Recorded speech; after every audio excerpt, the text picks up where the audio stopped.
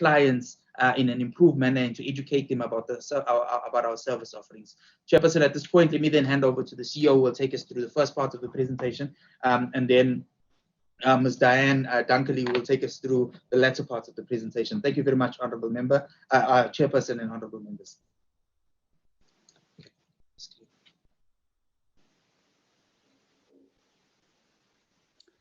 Ari. Apologies for that, Chair. A very good morning to you.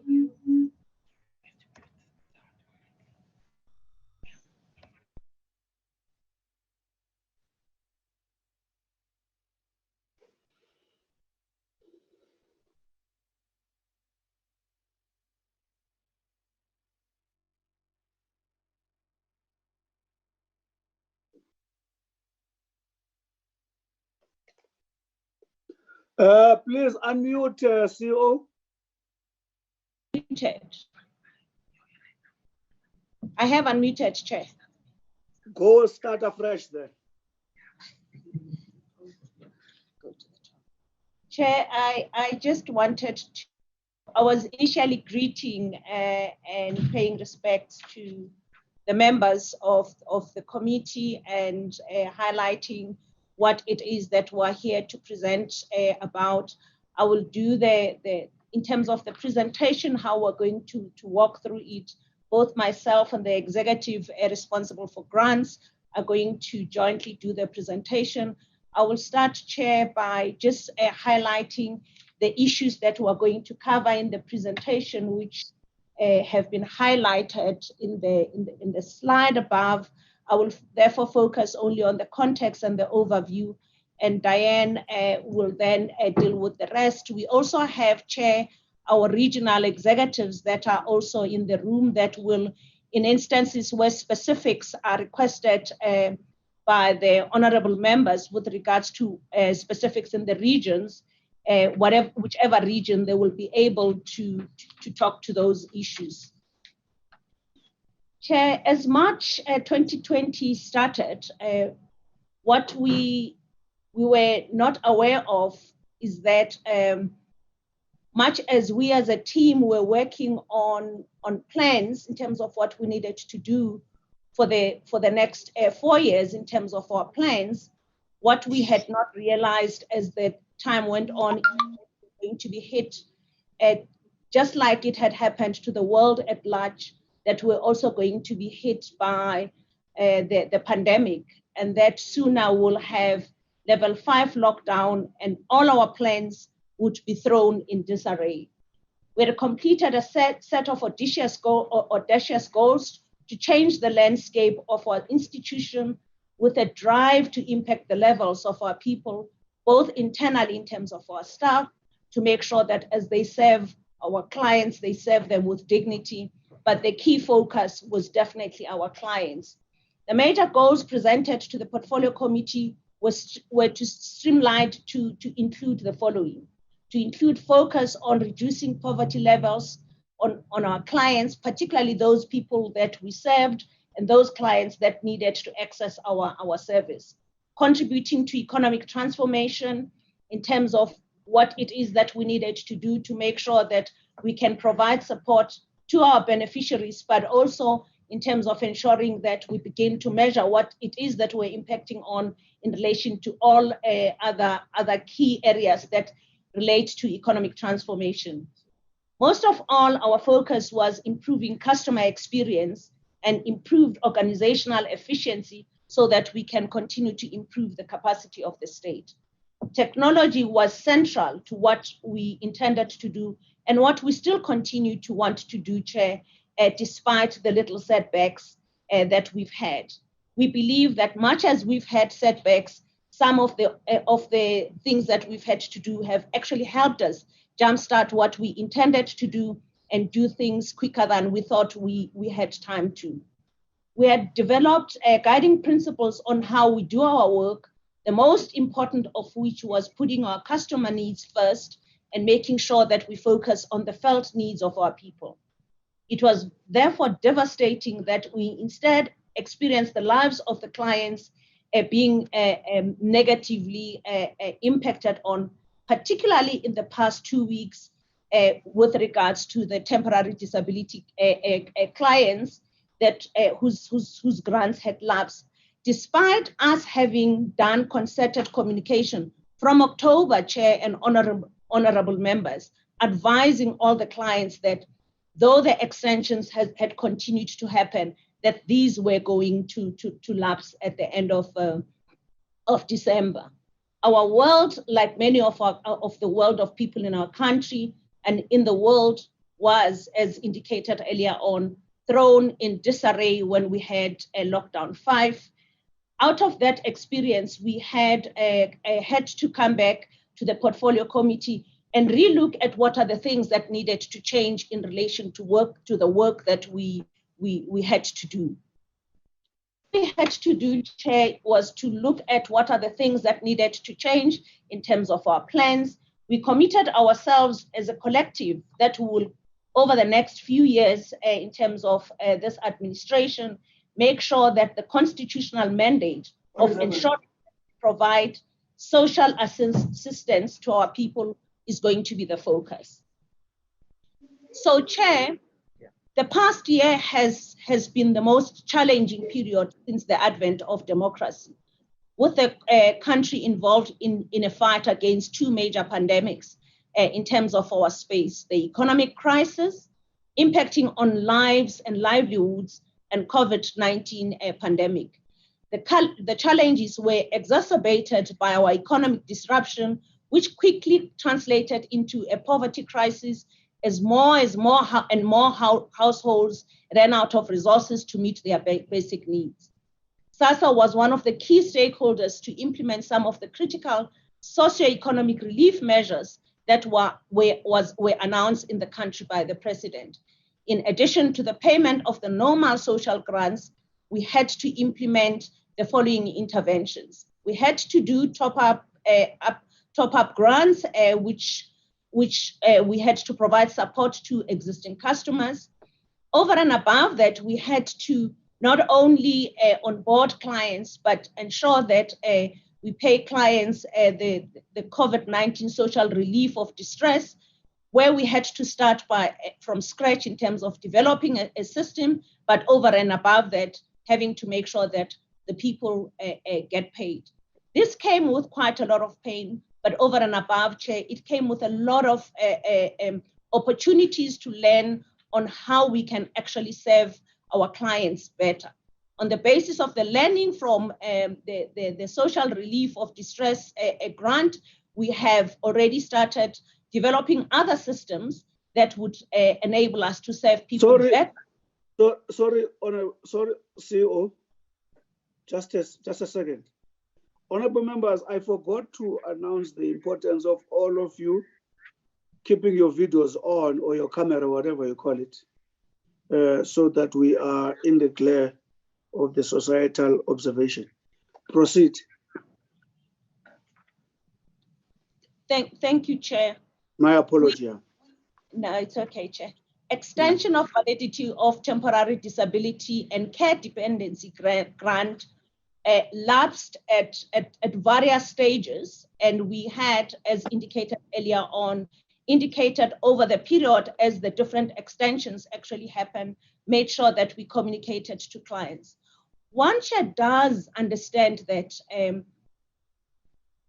because of the pandemic that we're experiencing, we don't blame people for having had hope that these would be extended, despite the fact that we did explain what the position was, not only in terms of communication, but also engaging the individual clients in terms of what it is that was going to happen. Chair, before I hand over to Diane, I want to first acknowledge and apologize to the clients that have experienced what they experienced in Belleville last week in terms of them having to stand in queues, because what we had, Chair and honorable members, was that on Tuesday we had a COVID experience, a challenge in one of our branches, and as a result, the branch was closed on Tuesday, which is the Belleville branch was closed on Tuesday, which therefore meant that the people that had come on Tuesday had to again come on Friday because that's the day that we actually do disability grants. Chair, over and above that, I also want to express really sadness about what actually happened in Durban yesterday. That clients were in the queue and there was a fatality that happened. The post office is busy investigating as to what happened, and so that we can understand as to what it is that we need to do differently to make sure that these things don't happen. We are, unfortunately, Chair, having people that are taking advantage of the vulnerable people by beginning to queue in the mornings. They are called, I believe, Maparara or Mapara, and actually now we're beginning to experience crime. Yes, I'm not disputing that it does create a challenge for the people to actually queue, but the fact that some people in our communities are taking advantage of people that are already vulnerable is really sad indeed, Chair. And I think it's sad that criminals are also beginning to think that this is a business opportunity. And we've engaged with the post office to look at what it is that we need to do differently, particularly now that we're facing the second wave, to make sure that we can protect our people. But over and above that, we need to deal with the issue of the queues. Chair, I will hand over to Diane to run through the rest of the presentation prior to us having a dialogue. Thank you, Chair. Thank you. We had 3 openings. It's fine. Good the morning. day allows it. Good morning, Chair and honourable members. I'm going to now go into the presentation, which really focuses specifically on the temporary disability grant situation that we're in and where we are and what we're planning to do in the future. Honourable Chair, we thought it was really important before we look at the specifics around the disability grant that we look at the budget that SASSA has. It really is important to understand that the total budget for social grants needs to be looked at, not just an allocation for temporary disability grants on their own. So if we look at what the allocation is that we've got for social grants for the current financial year, it's a total of 172 billion. We then received additional amounts for the COVID relief package, which included the amount for the grant top-ups, the caregiver allowances, as well as the 350 relief grant for the period initially from May until October, and then for the extended period from November to January. And that is a total of 48.2 billion rand, which gives a total budget allocation that SASSA has for all of the social grants, including the special relief grant, of 220.6 billion rand. At this stage, and with 2 months in the financial year still to go, the projected expenditure on all of the grants, including the 350 grant, is 220.1 billion rand, leaving an amount of 411 million rand for us to be able to look at how we utilize that. And as I go through the presentation, we will see some of the suggestions on how that can be used. If I now move specifically to the temporary disability grants, and we felt it was important just to re-clarify for the honourable members the whole situation around disability grants. All of our grants, including the disability grants, are administered in terms of the Social Assistance Act. For the disability grant, a medical assessment is a prerequisite. There can be no disability grant that is put into payment before a medical assessment has been done, because the model that we use at this stage is very much a medical model. It is not a social model. So while we appreciate the social challenges, they unfortunately cannot influence the decision as to whether a person would qualify for a disability grant or not. So disability grants are provided to those citizens who are unable to work as a result of a functional limitation caused by the disability or medical condition. It is not provided for people who are unable to find work, and it is not provided for people who have chronic conditions which are treatable or manageable with treatment or other interventions. Now, the disability grant can be given either as a permanent grant, and that is for a grant where the condition is likely to continue for a period of longer than 12 months, or as a temporary disability grant where the grant is provided for a period of between 6 to 12 months. After this period, the grant lapses. There's no opportunity to review the grant in terms of the Social Assistance Act. It lapses, and if the client is still not able to work, they actually have to come in and do a completely new application with a new medical assessment. Now, if we look at the current pressures that we're facing as an organization, if we were just to extend the temporary disability grants, the 210,000 that we're talking about, for the remainder of this financial year, it would cost approximately 1.2 billion rand. As we explained, the only possible available budget we have is the 411 million, which is the projected saving at this stage. And that projected saving is based on an assumption that approximately 80% of the temporary disability grants which have been lapsed would return on a new application and a new assessment. We've also done the numbering, should the return for the lapsed temporary disability grants be at 50%, and then that would give us an amount of 817 million that we would be able to use. Also important to note that this money can only be used for social grants, not for any administrative costs that SASSA may be facing. We also just want to point out that the remaining funding within the current allocation for our social relief program is about 190 million. And this needs to cover the cost of the interventions that we've already implemented for disasters which have occurred in the Western Cape and in the Eastern Cape. We're also getting requests for assistance from other provinces for localized disasters. And then we also need to keep money for any disasters that may occur before the 31st of March. And then, and as we will explain later in the presentation, we are looking at possible very limited financial support for those clients whose temporary disability grants have lapsed and who meet the criteria as set in the Social Assistance Act for social relief. If we can continue, please. This, Honourable Chair and Honourable Members, gives us a summary of where we, of the numbers of temporary disability grants that were extended month by month over the period from February until December. These were extended, as has already been said, under the Disaster Management Act, and the permission for us to continue the payment came to an end at the end of December.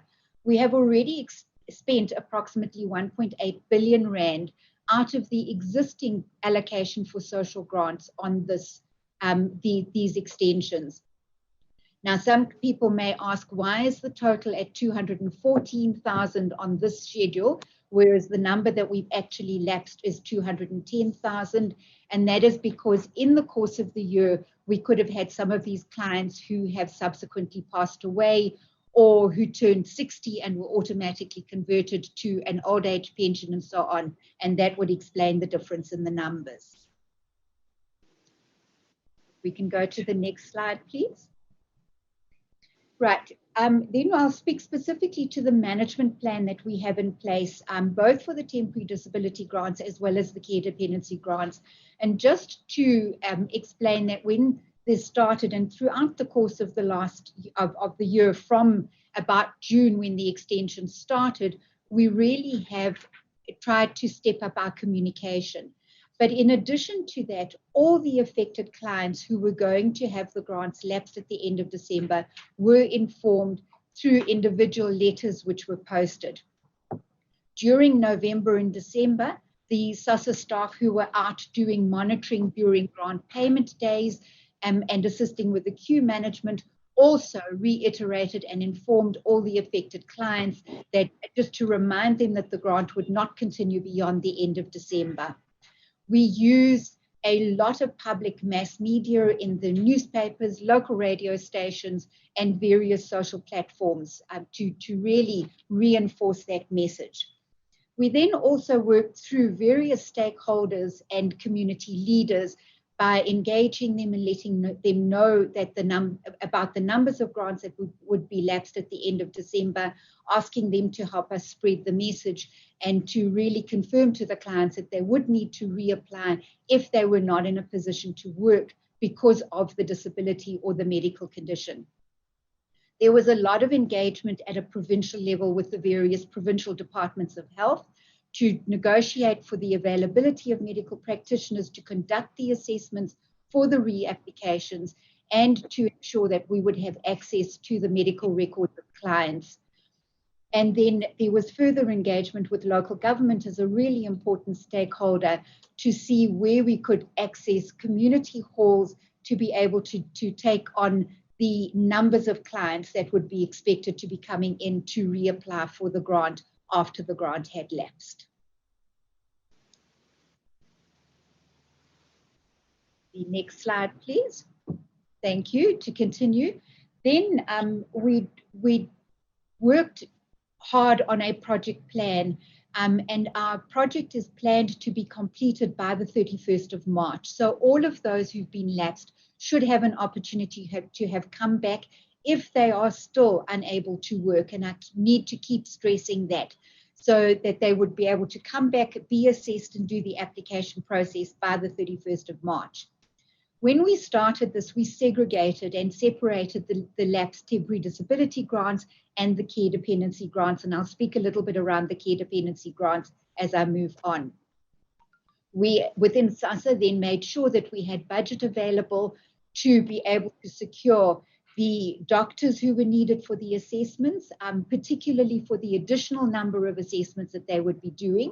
Also for the use of the community halls, where this was used to provide space for the overflow and managing the numbers of people who would come, as well as overtime for staff who would have to do the capturing.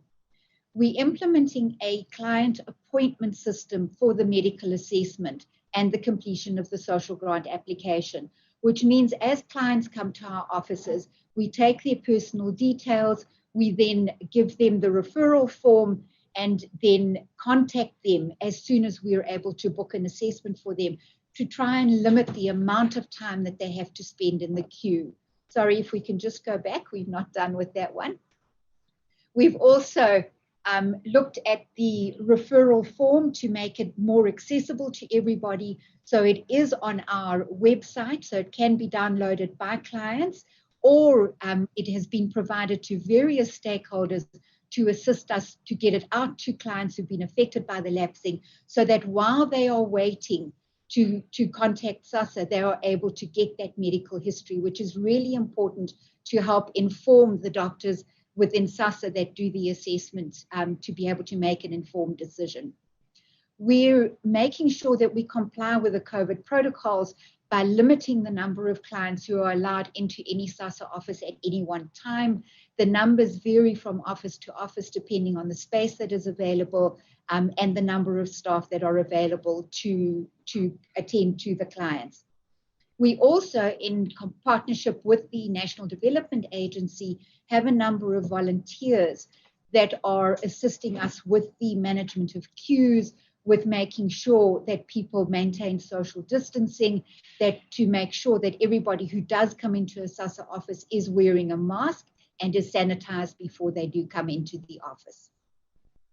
If we look then at the plan we had for the care dependency grant reapplications, and here a care dependency grant is given to the caregiver of a care dependent child who requires full-time care. And that grant is given until the child turns 18. What we did in the course of the last year was to continue the payment of these care dependency grants where the child had turned 18 over the period from February to December. There were 11,243 of these young people that were affected and continued to benefit by the extension.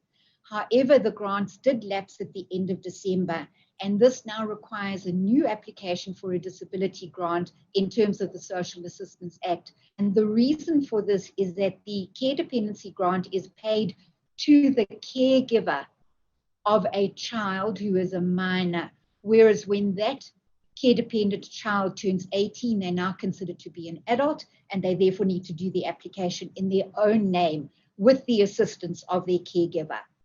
What we did to try and prevent these young people having to be brought to the SASSA offices for new assessments is that we have made arrangements for the previous medical that was used for the care dependency application to be made available to our doctors.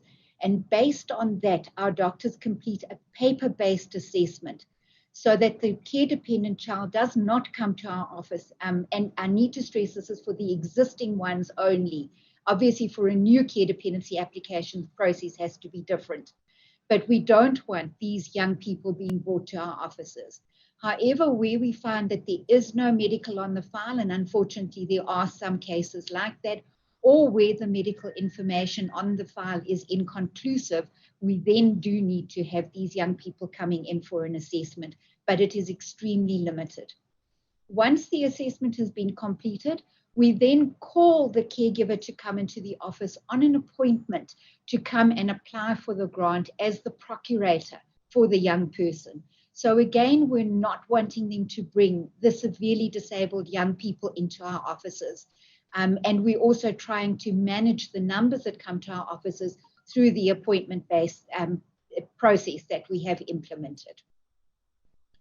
If we look at, and I've spoken about some of them, but just to re-emphasize some of the areas that we've covered to try and address and improve the customer experience, despite the fact that there is huge pressure because of the numbers. We've increased the number of days that we provide services to our clients for disability grants. Previously, it used to be 1 day in a week. We've now increased those days to at least 2 days, and in some of our local offices, it is also 3 days in a week that we provide services for our disability clients.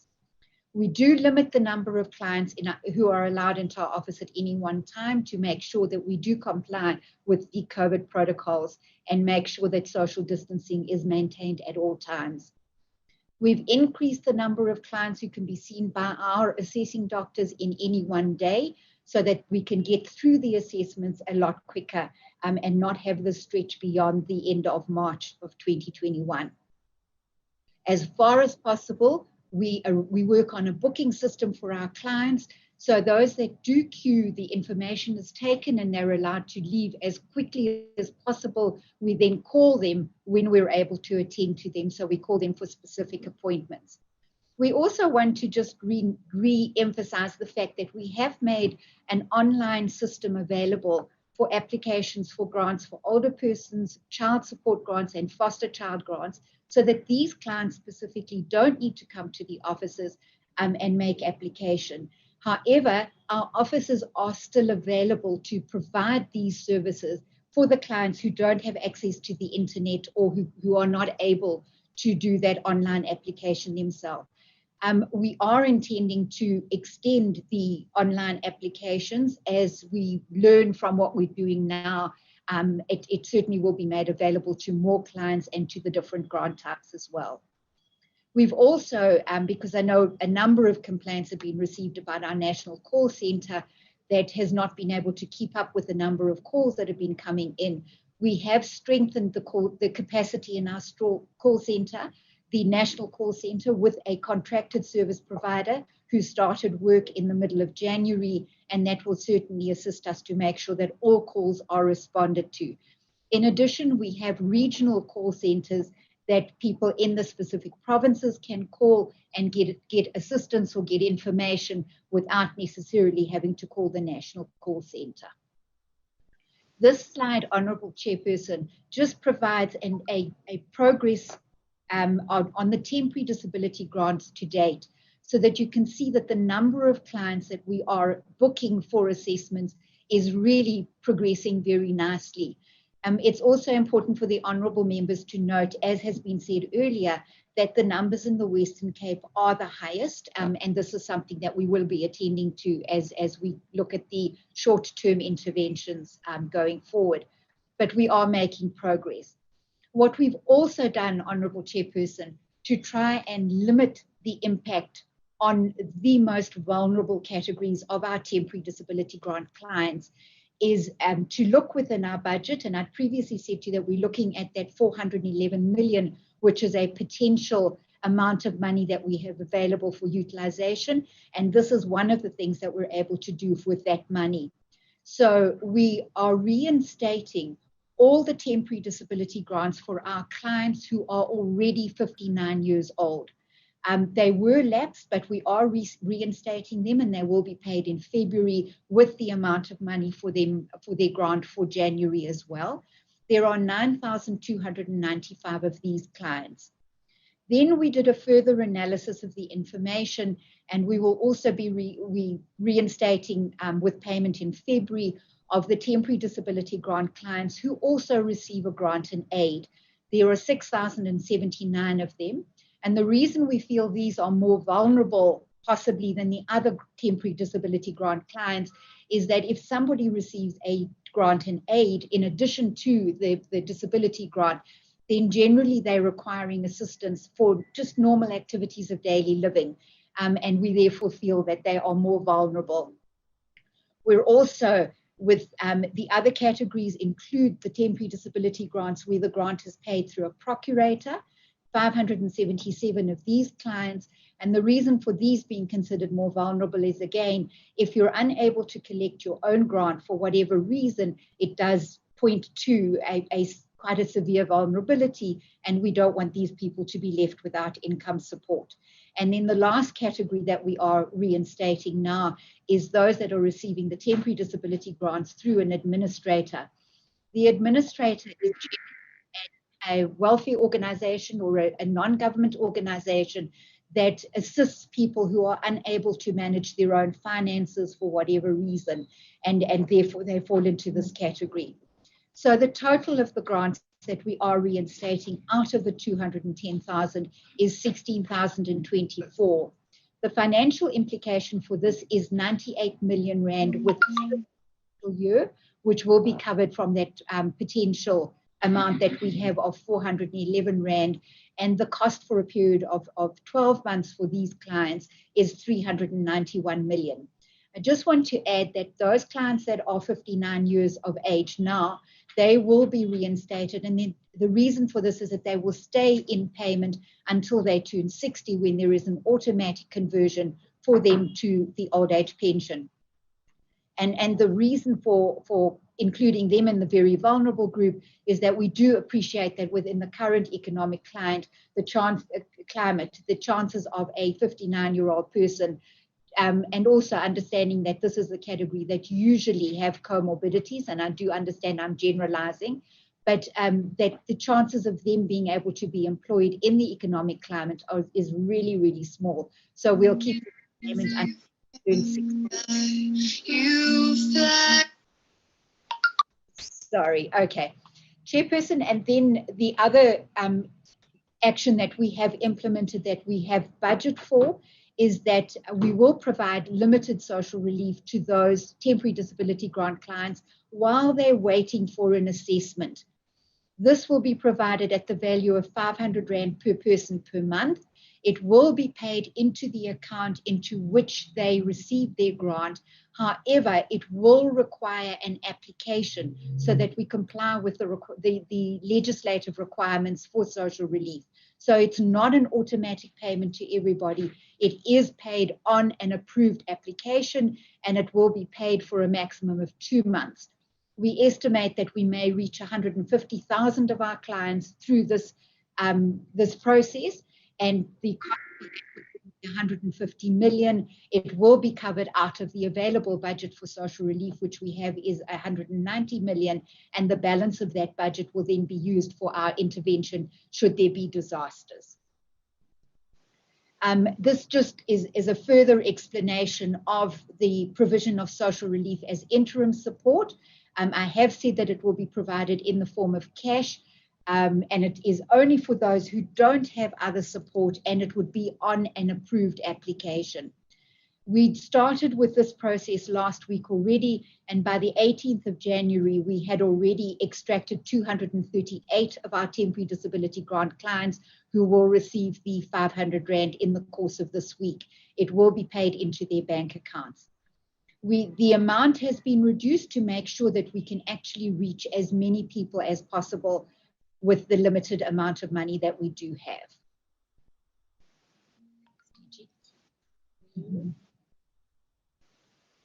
If we then just look at some of the challenges that we have faced, and we really are very aware of these and are constantly looking at ways that we're able to address them.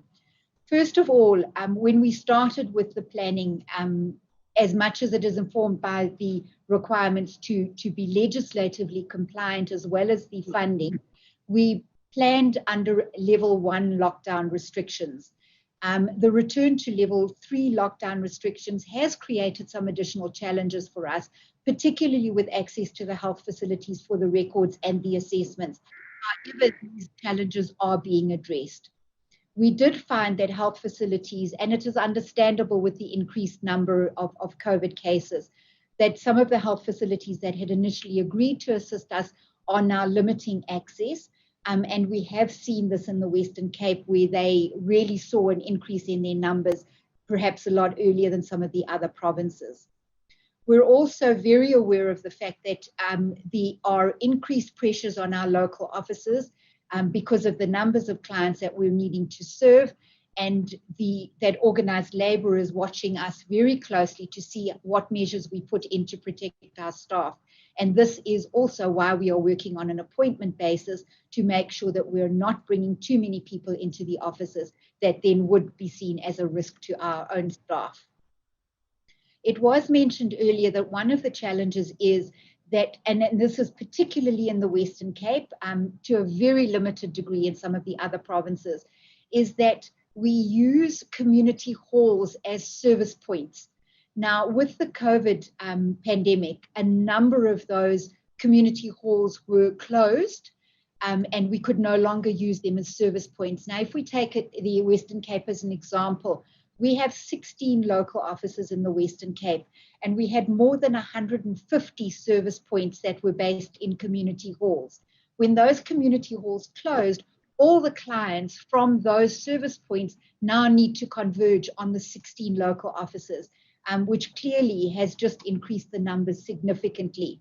So one of the things we are doing is looking at engaging local authority to see how many of the community halls can be reopened for us to re-establish those service points and thereby reduce the overcrowding in the local offices, and also take services a lot closer to where people live.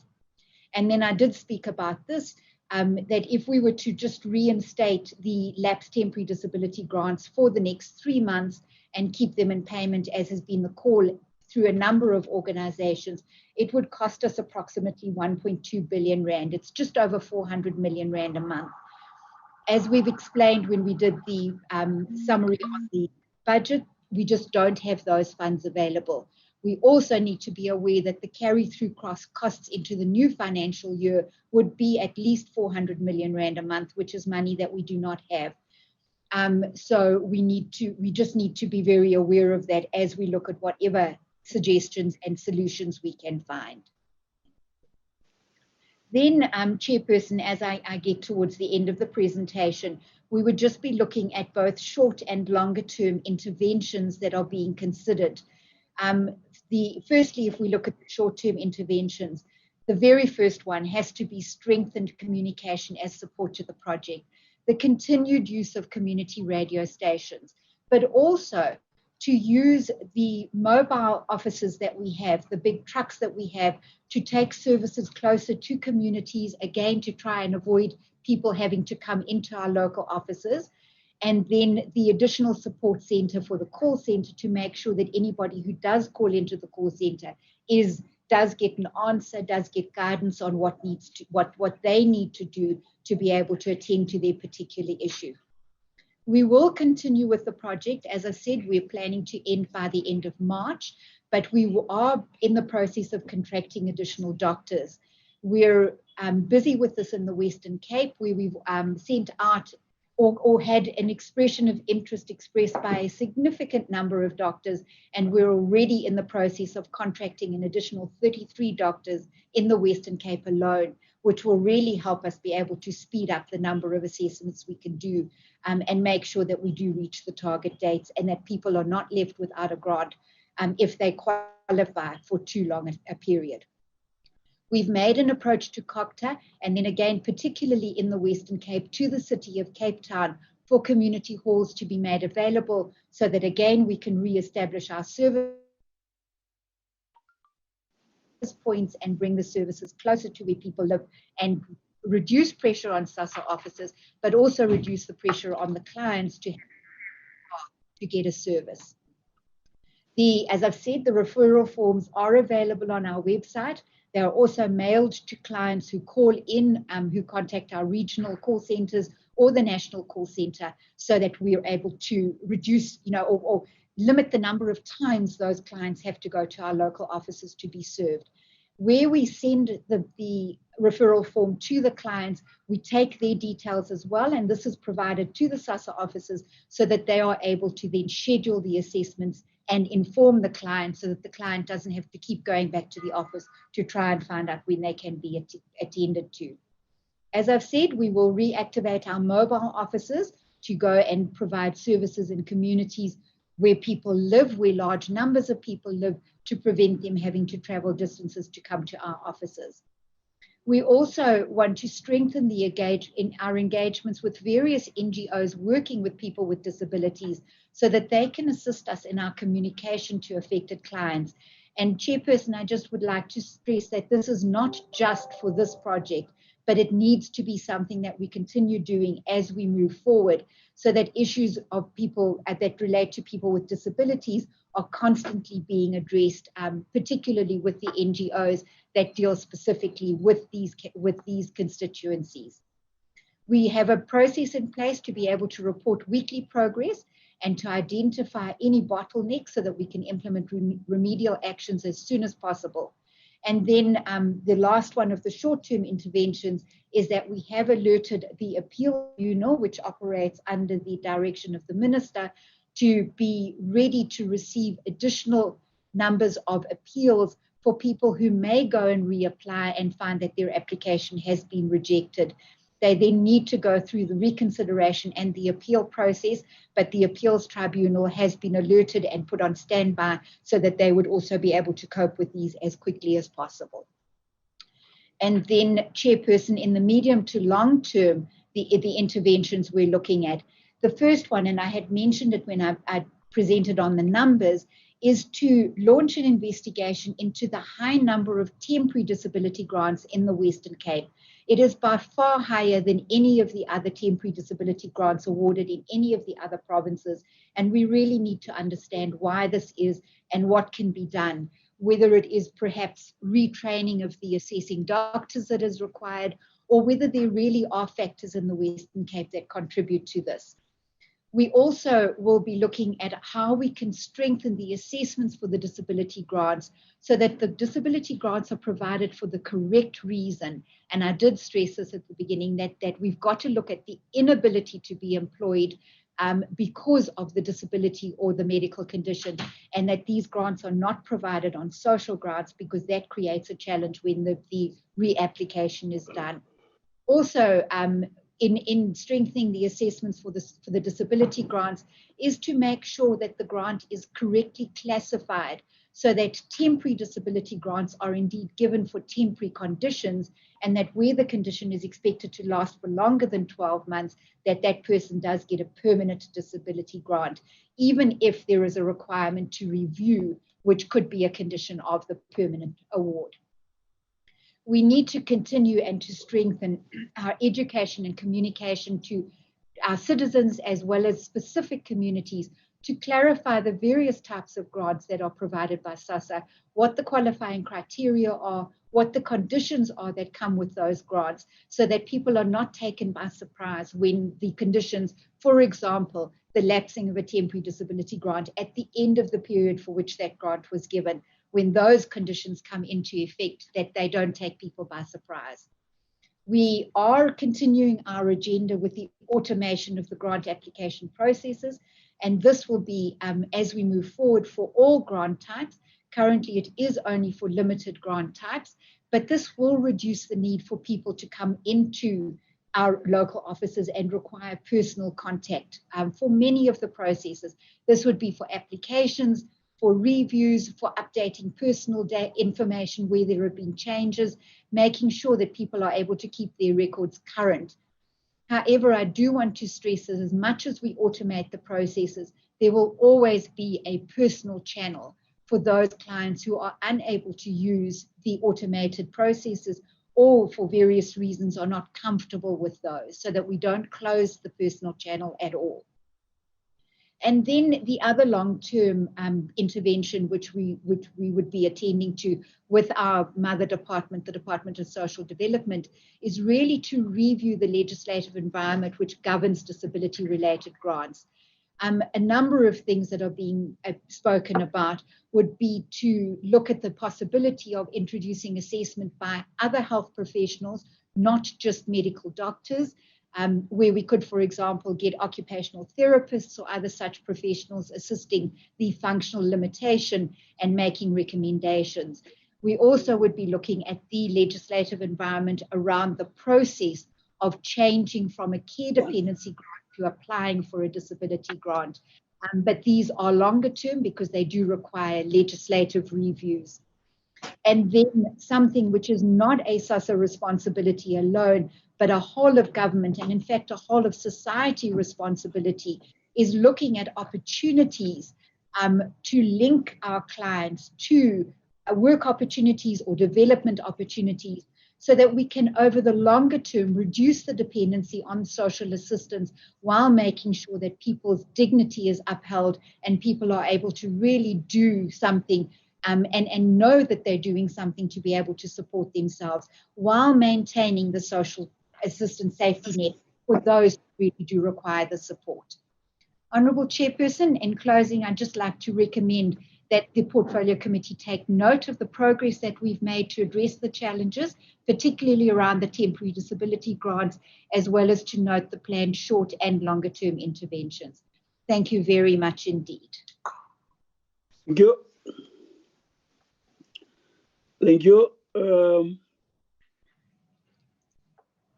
Thank you very much. Thank you, Honourable Minister. I think, honourable members, the presentation has been put before us, context articulated, financial implications, pressures as they present themselves, the state of the summary extension, your management plan dealing with a number of areas, customer experience, which is an area of huge interest in the eyes of society. And a report on the report on challenges, intervention, short-term and long-term, and recommendations. Members, I'm looking for hands. Yo, they are already there. Okay, members are ready to engage. Maybe members, before you do this, I made a mistake not to alert you that Honorable Ngwenya continues to be on sick leave. Honorable Stock is attending to a bereavement. Members might have known that Honorable Nombulelo Hermanas, one of the parliamentarians who lost her life, Honorable Stock is attending to that in Colesberg. So that's why he's not here. So we wish Honorable Ngwenya well, and we hope Honorable Hermanas rest in peace and extending our condolences. We have lost a lot of honorable members. COVID is ravaging all families. It's no longer states now. It's your aunt, your nephew, your sister, your brother, your mother.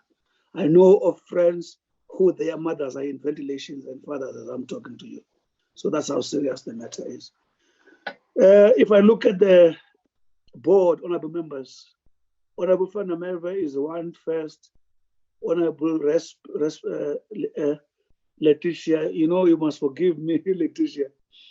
We used to have, when I was an MEC for Health, an HOD called Letitia Risper. I nearly said Risper. Honorable Aris, Honorable Alexander Abrams, Honorable Briad, Honorable Masango, Honorable Zulu. That one is wrong. She's gonna come at the end. Honorable Chairperson, Honorable Chairperson, sorry, your reading, mine is correct. If Yes. you don't mind, there's one issue that I wanted to say before. You all will the speak at the members beginning. speak. You will be the Yes, first to thank come. Yes. All right. Honorable Manganye, Honorable Mvana. In that order, let's start with the minister first. Thank you, Honorable Chair. Chairperson. The one issue, there's two issues, 2 seconds I will take. One is to say that now that the presentation has been made, what I'm asking the department and SASSA is to take what has been presented here and come back to the portfolio committee at some other time with all the time frames and everything that is associated to the presentation today. The second one is also to say, I think there's something that we've never been able to do well in terms of looking at people with disability, and that is looking at disability only through the lens of the doctors and all. And I think that was missed in terms of my thinking, that we have to find another way, because it's not everybody that has a disability that only has to go to medical doctors. And I know that there was something there in that presentation, but for me, this is one of the areas of work, whether it's to do with us looking at legislation and so that people with disability feel that we're not putting all of them into one kind of a meal, Chairperson. Thank you very much. Thank you, Honorable Minister. I think what you are doing, you are articulating the high level perspective of the social assistance, of the security net, where we at times need to refresh our minds about the environmental barriers, the social barriers, vis-a-vis the state of capability of people, be it from communication, be it from physical ability and so on. You're calling to us to deal with those, the bigger perspective of mainstreaming. Honorable Van der Merwe. Thank you very much, Chairperson, and it's very nice to see everybody. Chairperson, I think we must acknowledge that there is severe and undue pressure on this department and SASSA due to COVID's hardships.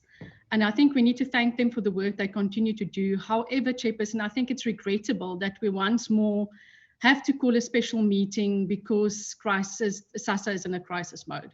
Last year, we dealt with the foster care grant crisis. The preceding years, we had the CPS crisis, the illegal deductions from grant recipients, and fast forward to 2021, and here we are with another self-made crisis. So really, I would really like to appeal to the Minister and the CEO that we would really like to see a situation where we get to a point where SASSA moves away from this perpetual crisis mode that they find themselves in. Secondly, Chairperson, I have to go back to the incident that happened on Friday in Bellville. I would like to ask the Minister whether she believed that at that point when she was there, I do understand that people were not adhering to social distancing regulations or measures, but whether she believed that at that point, water bombing or spraying water, vulnerable people with water was the best approach. At the end of the day, these vulnerable citizens are the Minister's clients. These are people who are disabled, people who are suffering from cancer, from other illnesses, even COVID, people in wheelchairs. And I'm led to believe that one person even fell out of her wheelchair because the pavement became slippery and she fell off. So I would really like to know whether this incident carried the blessing of the Minister, and if not, why did she not intervene to stop these vulnerable citizens being sprayed with water? And if it didn't carry her blessing, whether she's been able to talk to the Minister of Police subsequently, because I think it's a rather regrettable incident that most of us witnessed on social media. Then to go back to the issue of the Bellville office, I visited the Bellville office yesterday at 12:15 and again this morning at 9 o'clock. And I must say that I do understand that the minister and her team has outlined the interventions that you are putting in place. But yesterday I was quite shocked to see that the queues of people are on both sides of the building, snaking around the building, down the street to the other block, and even a queue forming on the other side of the street. Again, no social distancing, again, people being desperate, again, people really in desperate need of help. So the interventions clearly hasn't had the effect that it needed to have. With regard to queue management and the war on queues, I'm glad that the CEO did speak about the issue that happened in Durban yesterday. But, you know, at the start of lockdown last year, we were all very perturbed when old people died in long SASSA queues. Now, the same situation prevails. Yesterday, somebody was shot in a SASSA queue. And really, we need to get to a point where we're no longer talking about these queues, but we actually have solved this problem. So I think that really this department should provide a comprehensive report to the committee, outlining plans in place to mitigate the long queues at SASSA offices. But Chairperson, now I really want to get to a very important point. The interventions speak about social media and the call centers and the strengthening of call centers. Yesterday and today, I phoned all the call centers. The national call center, when you phone it, it tells you this call will be zero charged. Thereafter, it cuts out. I phoned all the provincial numbers, Chairperson. Eastern Cape's number, the call failed to both offices. Free State, yes, the call was answered. Thereafter, after 7 minutes, I hanged up because nobody was speaking to me. In Limpopo, a voice machine answered. In Gauteng, it says the number does not exist. There's another number that just rings. And so I can go on. So I try to, if I try to put myself in the position of a SASSA grant recipient, an elderly person, a vulnerable person, a disabled person, and I was not able to reach any person to give me information or assistance via any of these toll-free or these call centers, the advertised call centers. So when we speak about the interventions today, we must not list the call centers as one of the interventions because they are not functioning. I tried all of them. I can give you the report. I can tell you how long I've been holding on. Nobody was able to speak to me and give me that information. So once again, when our call centers are not working, Chairperson, our mothers, our grandmothers, our sisters, our disabled people, our vulnerable citizens will have to go to the Bellville SASSA office and all other offices across the country. They will have to present themselves there.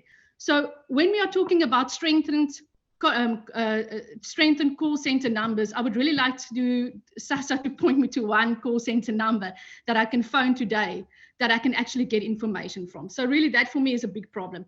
We speak about social media interventions and that we've aggressively used social media to communicate messages to our clients. I went to the Facebook page yesterday. Again, there's not information about how you can renew your temporary disability grant or any other grants. There's a lot of complaints from people talking to one another because they haven't been paid their social relief or distress grant. There's no information there. So again, I would like to know, where are you clearly communicating information on social media pages? Because I also went to the website and I could not find any clear information. For me, when I get to SASSA's website, the first thing that it must say is, are you here to find information on renewing your grant? Please click here, put in your ID number. We will WhatsApp you the relevant information, your booking information. If SASSA was able to roll out the 350 Rand grant with such speed overnight on digital platforms, this shouldn't be very difficult to do. So clearly also the SASSA website needs work. When we speak about slide 9, we speak about the deployment of volunteers in partnerships with the NDA to assist with queue management and to promote compliance with COVID-19 protocols. But I'm yet to see Chairperson, I'm yet to see an office where I've seen these NDA volunteers being utilized. So I would also like to know, where can we actually find these volunteers, because I haven't seen them.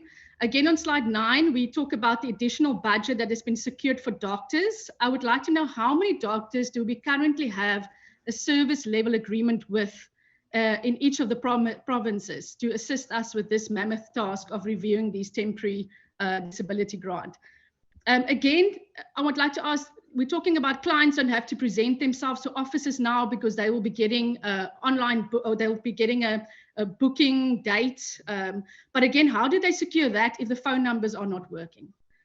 So then again, they will have to present themselves to officers. So I would like to know, how is that process unfolding? How is that, unless you get to the office where you're risking your life because you might get COVID, if the numbers are not working, how do they secure an appointment? There's a mention of SASSA mobile units to take services closer to communities. I would like to know, how many mobile units are we going to activate per province? And lastly, I think we also need, the idea of reviewing the legislative environment around the governing of disability-related grants to introduce other healthcare professionals, not only doctors, to reconsider the process, to consider these disability grants really needs to be expedited. I think it's a good idea. And then I've looked at, lastly, this is my last submission, I've looked at how many... Your last? Yes. I've looked at the slide which talks about each province and the target of people that needs to be reviewed, the number that have been booked. But Chairperson, if you look, if the target is for 31 March, if we want to complete this process by 31 March, then in some instances, some provinces, like the Western Cape, will have to assess 1,050 people a day. Northwest 212, Northern Cape 255. Then we go up KwaZulu-Natal 722. Is this really a workable plan? Is that really something that we can do, considering our current constraints, considering resources, considering that doctors are currently fighting in the COVID-19 battle? So really, is this a workable plan, or, because it seems really for me quite unachievable, I'm sorry to say. Thank you, Chairperson. Thank you. Honorable members, I will request this. Unless it is necessary, let's not repeat things that have been said unless it is necessary. I deliberately allowed the first speaker to go as much as she can. But if your case has been raised, like the issue of call centers, the broader customer experience, your SASSA website, volunteers, if they exist, implications of dysfunctional telephone lines and how people do bookings, if the deadline is workable, looking at the numbers that are supposed to be attended. I'm saying, please repeat if you do have to. If you can afford, just introduce points that have not been attended to, but I'm not prescribing too much, but I'm saying, I'm appealing to members, repeat if it is necessary. Honorable Ares. Morning, Chair, morning, Minister. Thank you very much. Chairperson, this country is facing a humanitarian crisis. Chair, at the beginning of a new year, we wish one another happy new year. But for many vulnerable, poor, desperate citizens of this country that sleeps on the sidewalks in front of SASSA office in the hope to be accepted and then been sprayed with water cannons, it's already that people that are this year didn't start happily. We as the EFF condemn the inhuman action of spraying water cannons, and we want to address it with contempt.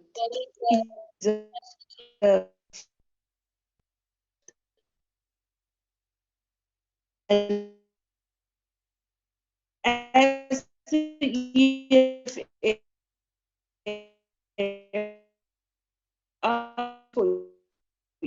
immediate action taken in this bombarding, would it give the spray the water? Who called the police to assist the crowd control? And did the department engage with the South African police and on this inhuman act? And what was the outcome of that intervention? Chair, the failure of SASSA to have a queuing system in place results to this chaos. This is a very long overdue problem. Even before this COVID-19 pandemic, people were sleeping outside SASSA's offices countrywide. What happened to the queue marshals that was supposed to be there to make sure that social distance is adhered to? And since the COVID pandemic, millions of people, even because it will put an extra strain on the department, because millions of people have lost their jobs, resulted in a huge unemployment. What relief plans does the department have in place to accommodate even that people that is unemployed now? Chair, the reality is that when people go to apply for this disability grants, that SASSA don't have available dates for people to see these doctors to do the assessment for these disability grants. I just want to make you an example. In George, there's one doctor that rotate in all the clinics of George to do this disability assessment. Why can't SASSA appoint permanent doctors on a permanent basis and not on a, not on an agreement?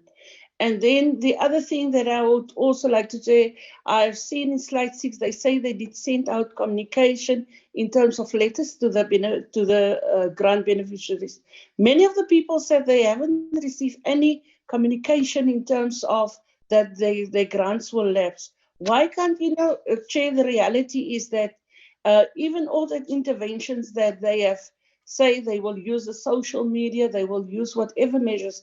There are people that don't have access to cell phones and all these technologies. Why can't we go back to the old way where the loud hailing, for example, you get your villages where people don't get the necessary information. And then the other thing that I would also like to ask, Chairperson, is that in terms of the book, it again shows us that there's such a need for a basic income grant in these times, that in these challenging times that we are facing. And I mean, on a daily basis, it shows that there are people sitting at it's not only at SASSA's office, you must go see at the post office, how people are sitting at the post office, hoping to get the 350 Rand grant. And if SASSA is saying they will give a 500 relief grant for these disability, it means that people must again go sit in a queue. What other measures are there in place to try to not for people to go sit in these long queues? And then, Chair, and in terms of appointments for medical assessments, the reality is SASSA don't have dates available for people to see these doctors. Okay, and then just the last one, Chair, if the Minister can just give an indication when she is planning to implement the basic income grant, because the reality is that people don't have access to the basic fundamental needs. Thank you. Honorable Abrams. Thank you, Chairperson, and good morning, colleagues, and thank you for the presentation. Chairperson, some matters I feel very important that must be repeated, and in those cases I will repeat those matters. For example, I feel it important that— I will request you, honorable members, not to repeat all matters. Not all matters, sir, just the important ones. I mean, if somebody says, Honorable Abrams, the consent don't function, and for somebody else to come and the third one to say the same thing, we are not managing time. Thank you, Honorable Abrams. Proceed. So as I was saying, it is important that as a member of this committee, I reiterate that there is no excuse and no rationale and no explanation for the use of water cannons on disabled persons, pensioners, and children.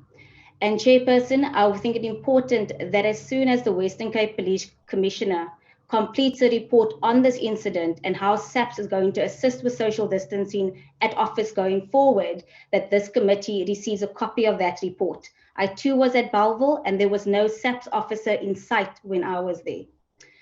Furthermore, to remind everybody that we aren't facing 2 pandemics, we are facing 3, and that we should never turn our attention away from gender-based violence in this country.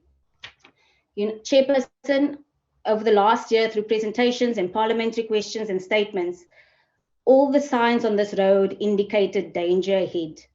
And yet, as the events unfolded and are still going to unfold, it should not come as a surprise to us that this is where we are right now. Extending the grants last year should have given SASSA time to address the backlogs, but SASSA was busy with SRD 350 grants. And this is another grant that is coming to an end at the end of this month. And I'm interested to hear SASSA's communication of this to the beneficiaries. As the committee was on, I received a call Someone saying that they received an SMS that says their grant has been filed. And I would really like SASSA to clarify, what does filed mean in this context? You know, the SASSA frontline office, they see on a daily basis the desperation on the faces of beneficiaries, and they are really passionate about serving their communities. They saw this coming, Chairperson, but from where I'm sitting and from what I'm seeing, I'd struggle to understand if leadership and the decision makers saw it coming and then also just failed to act. And I think this is a serious problem. And Chairperson, another serious problem we have is that in every other position, there's somebody acting in SASSA, and it's a capacity problem that has not been addressed. Instead, we had an organizational redesign which stripped provinces of the ability to act swiftly, such as in the case in the Western Cape and other coastal provinces, as they now have to report to a regional manager sitting in the Eastern Cape. This is not working. And when I go to my questions on the presentations, Chair, I too want to say that I've been on the SASSA website and I've looked for this referral form. I cannot find it. And my question is it the same form as the grant customer service request form? And if not, can we as committee members please get given the link or the PDF of this form? Furthermore, I've also registered myself onto the online SASSA application system to help other people. When I go into the applications, the process stops where I am to receive a form. I cannot continue after that. And I want to know, is the system functioning? Are we still in pilot phase? But also, why can't all initial bookings be made on an online system? Why can't, if you are a disabled person, your initial booking is online, your appointment booking is online, you go see the doctor, and then your verification process is in person. And Chairperson, when I was in Mitchell's Plain and I spoke to beneficiaries in the queue, they said they may not have access to internet at home, they may not have smartphones or data, but they will make a plan with relatives, with neighbors, with libraries to go and access the forms online, so to not put their lives at risk. And Chairperson, just yesterday, another woman, 55-year-old woman, died in the queue in Grabouw. Furthermore, Chairperson, if Ms. Dunkley can please in writing give us the explanation and the numbers of the 16,024 grants that will be reinstated. And then, of course, my next question will be, how do the other people get assessed? I hear that they need to apply for this grant. My question again is, while I was at Mitchell's Plain office, I spoke to two women coming out of the office because they were first in the queue. And when I asked them, were you informed of this SRD grant? They said no. So is SASSA going to communicate to beneficiaries that they can apply for this grant? Honorable Abraham, did you call it SRD grant to that person? No, the SRD grant that will come into place in the place of their temporary disability grant. Okay. So my question is, how is this going to be communicated? Because I can't fathom that SASSA is expecting people to come stand in another queue to apply for this 500 Rand. Also, you know, how are NGOs, has SASSA been in contact with NGOs to assist affected households? And then, Chairperson, my question on slide 16 about the additional doctors that are now being, are coming in to assist. Even if I calculate that now the Western Cape will have 42 doctors, it's still too many doctors, too many clients for them to be able to see, to get this resolved swiftly, Chairperson. And I really do need the department to clarify something for me. In a written parliamentary question in the paper dated the 26th of June, question number 1319,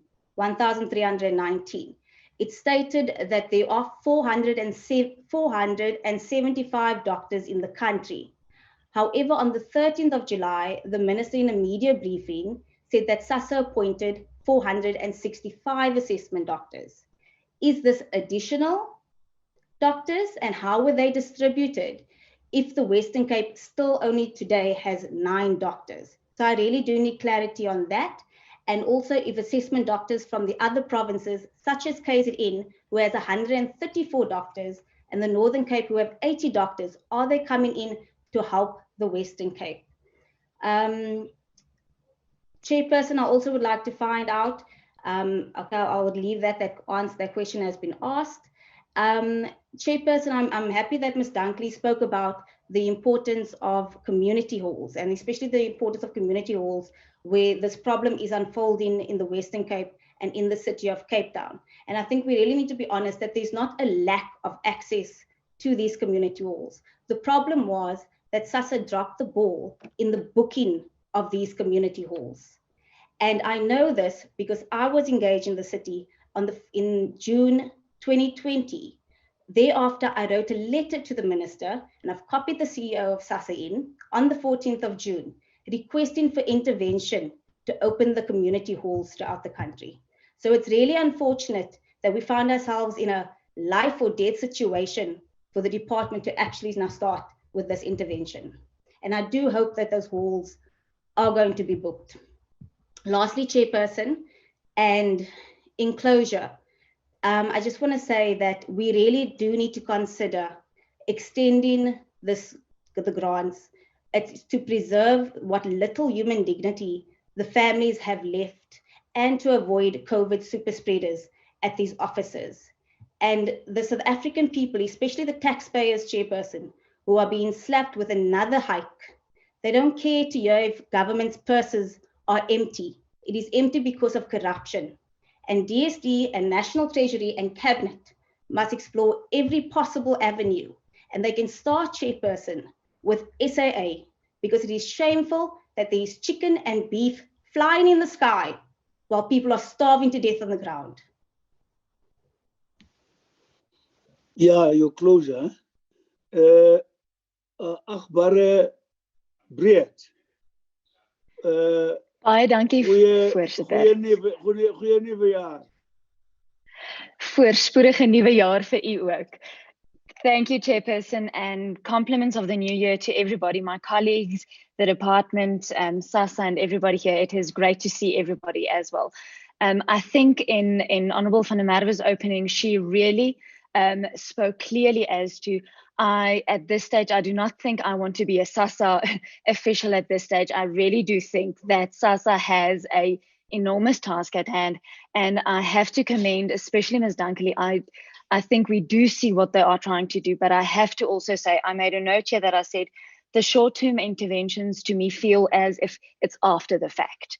We are talking about how to limit the discomfort that our temporary disability grant people are currently having, but it's too little too late. We are seeing we're almost at the end of January, and we are only starting to make plans now. And that is maybe my reiterance and my repeat of what my fellow members have said.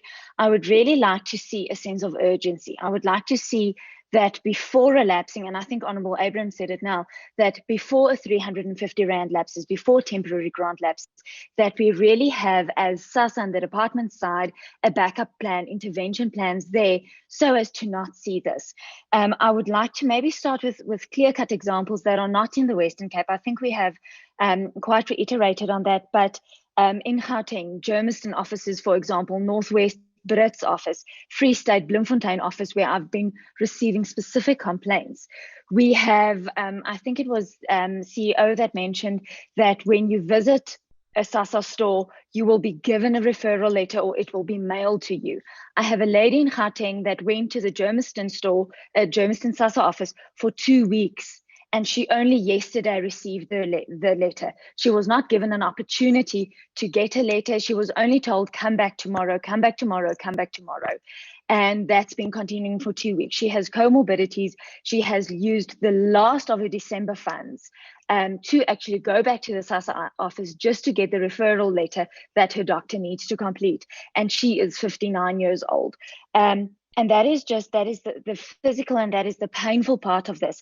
I would then jump into that, and the people are 59 years old, those 16,000 and something people that are going to be reinstated. How is communication going to work towards those reinstations? Will social media be used? Will letters be used? And I think going back to this as well, it just shows the importance. I think in one of our last sessions last year, we spoke of the Social Assistance Act and the fact that we have quite a number of archaic ways of communication that is set out in the Act, for example, letters. And I think Honorable Aris also spoke to the fact that we need to consider sending SMSs using other ways, not necessarily just social media, because a number of these clients, as have been mentioned, are old, are not proficient in social media and cannot have those ways. So I would like to know of that. Just to add on the call centers, we've spoken elaborately on that. It's not just the call centers that are not working. It is the email number, the email addresses that are not working either. I have a lady with severe comorbidities in Brits that tried phoning. My office has also tried phoning, as Honourable van der Merwe's, and they are not even responding to the emails, and she's fearing for her life. She does not want to go to the office. So how are we going to make that accessible? Chairperson, then speaking to specifically the Bloemfontein SASSA office, says they do not adhere to those days where a disability grants can go, care dependencies, old age, and those. They just stand in a queue, and we've actually had an instance at the end of last year where an old woman, for lack of a better, an old man of 82 years old, had to stand in the queue from 6 o'clock in the afternoon, just be told at 4 o'clock in the afternoon, after he had not reached the queue, because there were a bunch of young people getting childcare grants, to have said, come back tomorrow, we can't assist you now. And he was from Brandfort, and he used his last money to hitch a ride on the back of a bakkie from Brandfort to Bloemfontein because the Brandfort office could not assist him. I don't think this is preserving the dignity specifically of our SASSA drawers. Chairperson, in terms of referral forms, I would also like to know where we get it, because as I've now mentioned, I've not been able to get it as well, and I don't think I'm as stupid when it comes to the websites. Chairperson, doctors, what is our client-doctor ratio at this stage? We have specific problems in the Southern Free State.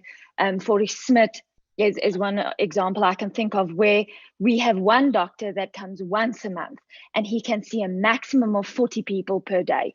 And if your SASSA grant lapses and you're not in that first 40, you have to come back the next month. How are we going to envision that? And what is that ratio currently? And how are we going to improve that ratio?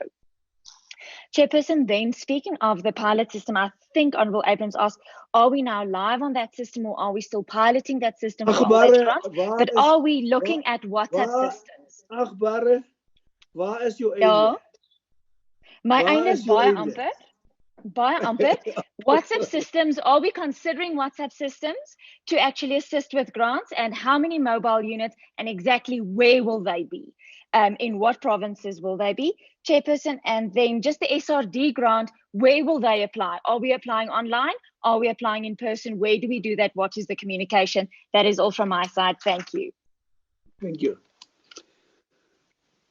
Vulela Masango.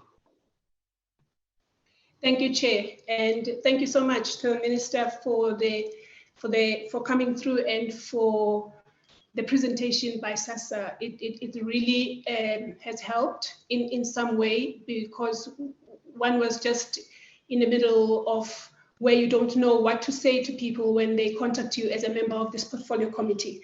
So this meeting has helped a lot to sort of deal with that. I'm not going to repeat what the colleagues have said, except to say that I could not agree more with the points they have raised in terms of communications, and in terms of the fact that this presentation today, I appreciated it when the Minister said that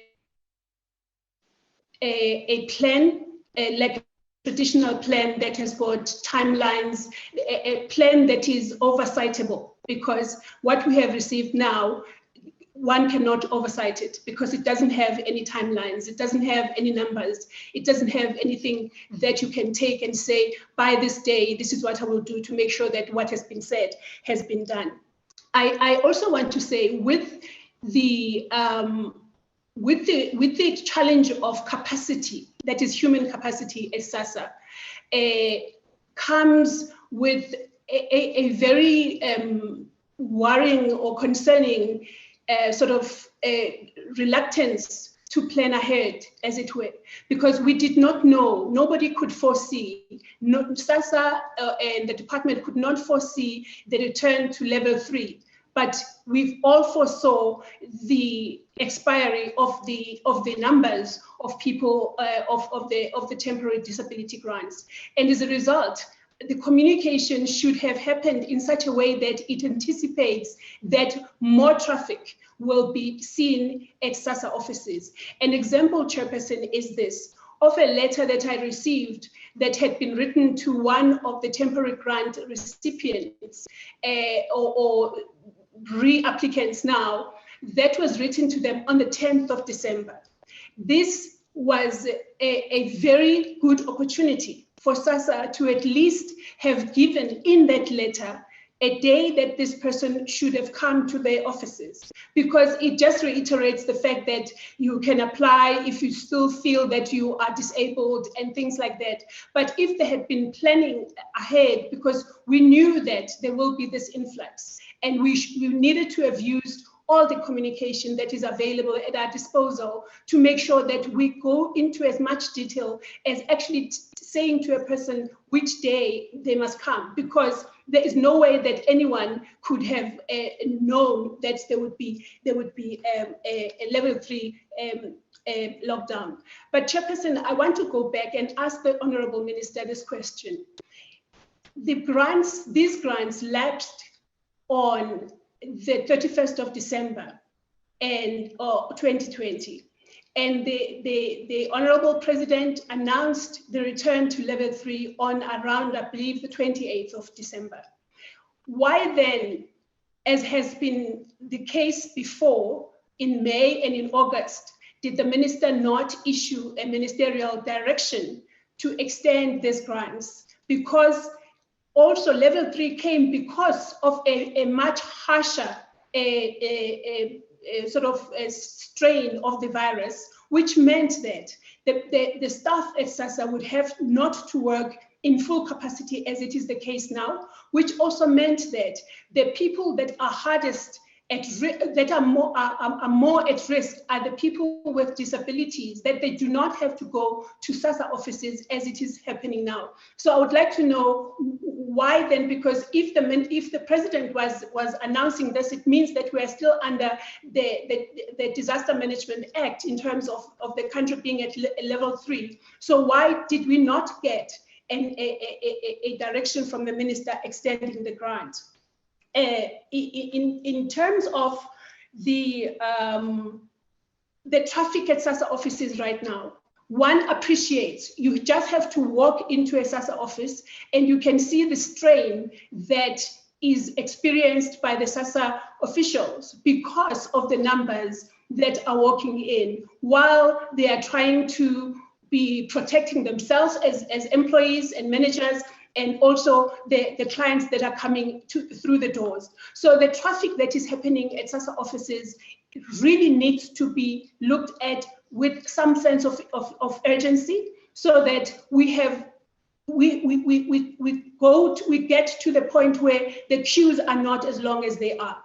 But the other thing, Chairperson, that is happening now is that people are telling us that the people that are applying for child support grants and other grants are actually being impacted by the influx of the temporary disability grants, and as a result, they get appointments. There's a person, for example, who got an appointment where they will be able to see to be seen, or they were told to make an appointment in 30 days' time. And so this is not only affecting the temporary disability grant applicants, but it's affecting the grants, all the grant types across the board. And we cannot have that as SASSA, especially when we are at a time when we need to observe such strict COVID-19 protocols. So that would be a very long question, but just asking the minister why that didn't happen. And also, Chairperson, I would like to ask about the doctors issue. I think it was mentioned earlier, but I'm mentioning it from this angle that says we had a shortage of doctors from long before COVID-19 hit our shores. So the question I'm asking is what sort of steps have been taken to use the public facilities, the reason why the public health facilities, that is. The reason why I'm asking this is because I have a lady in Burgersfort, I have a lady in Phoenix, in Durban, I have a lady and also, Chair, I just want to highlight that the most hardest hit ladies who are saying to me, Bridget, can you please give me the money so that I can go and see a doctor?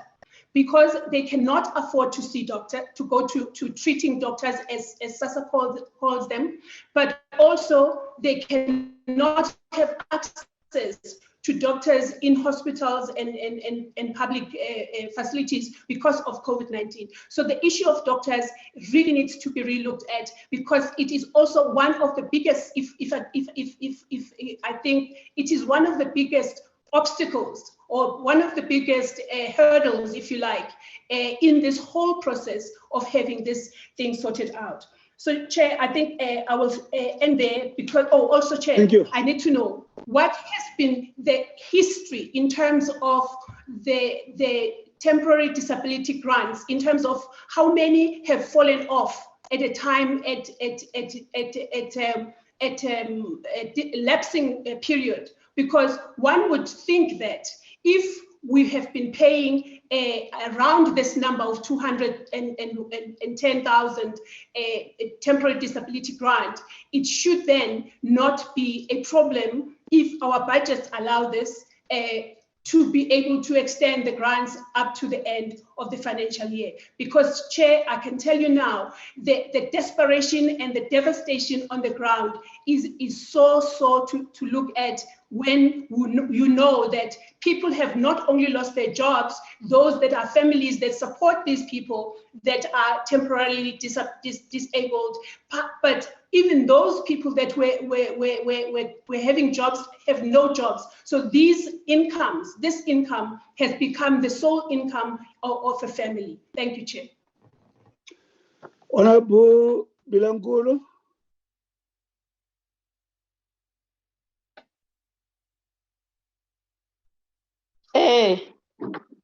Mfamo Xitulu.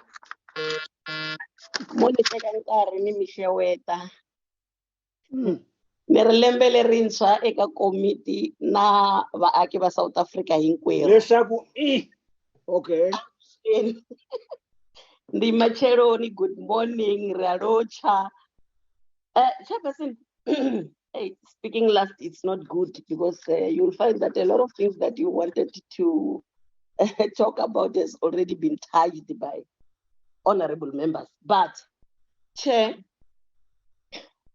much as we are blaming or we are questioning the department and its entities about the challenges that they are coming across, more especially of the long queues in all the provinces. I don't want to talk about Western Cape because the issue of long queues is not experienced in the Eastern Cape only.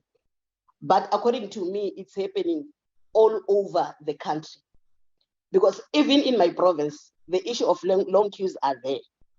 But what I wanted to say, Chairperson, is to conscientize us as a committee and also the community members that much as the department and its entities were to account, we also have a duty to do as members of this country.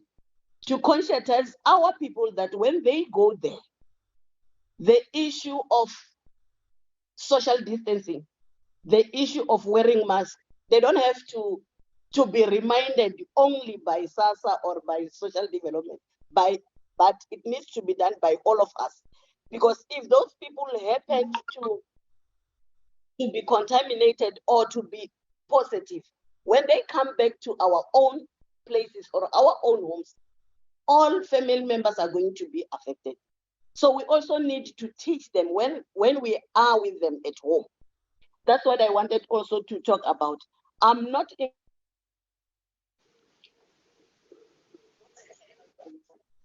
Unmute. Oh. Unmute. Oh, Jesus Christ of Nazareth. Okay, we can hear you now. Okay. And then the issue of volunteers, Chair, I'm not so sure whether it's happening in all the provinces.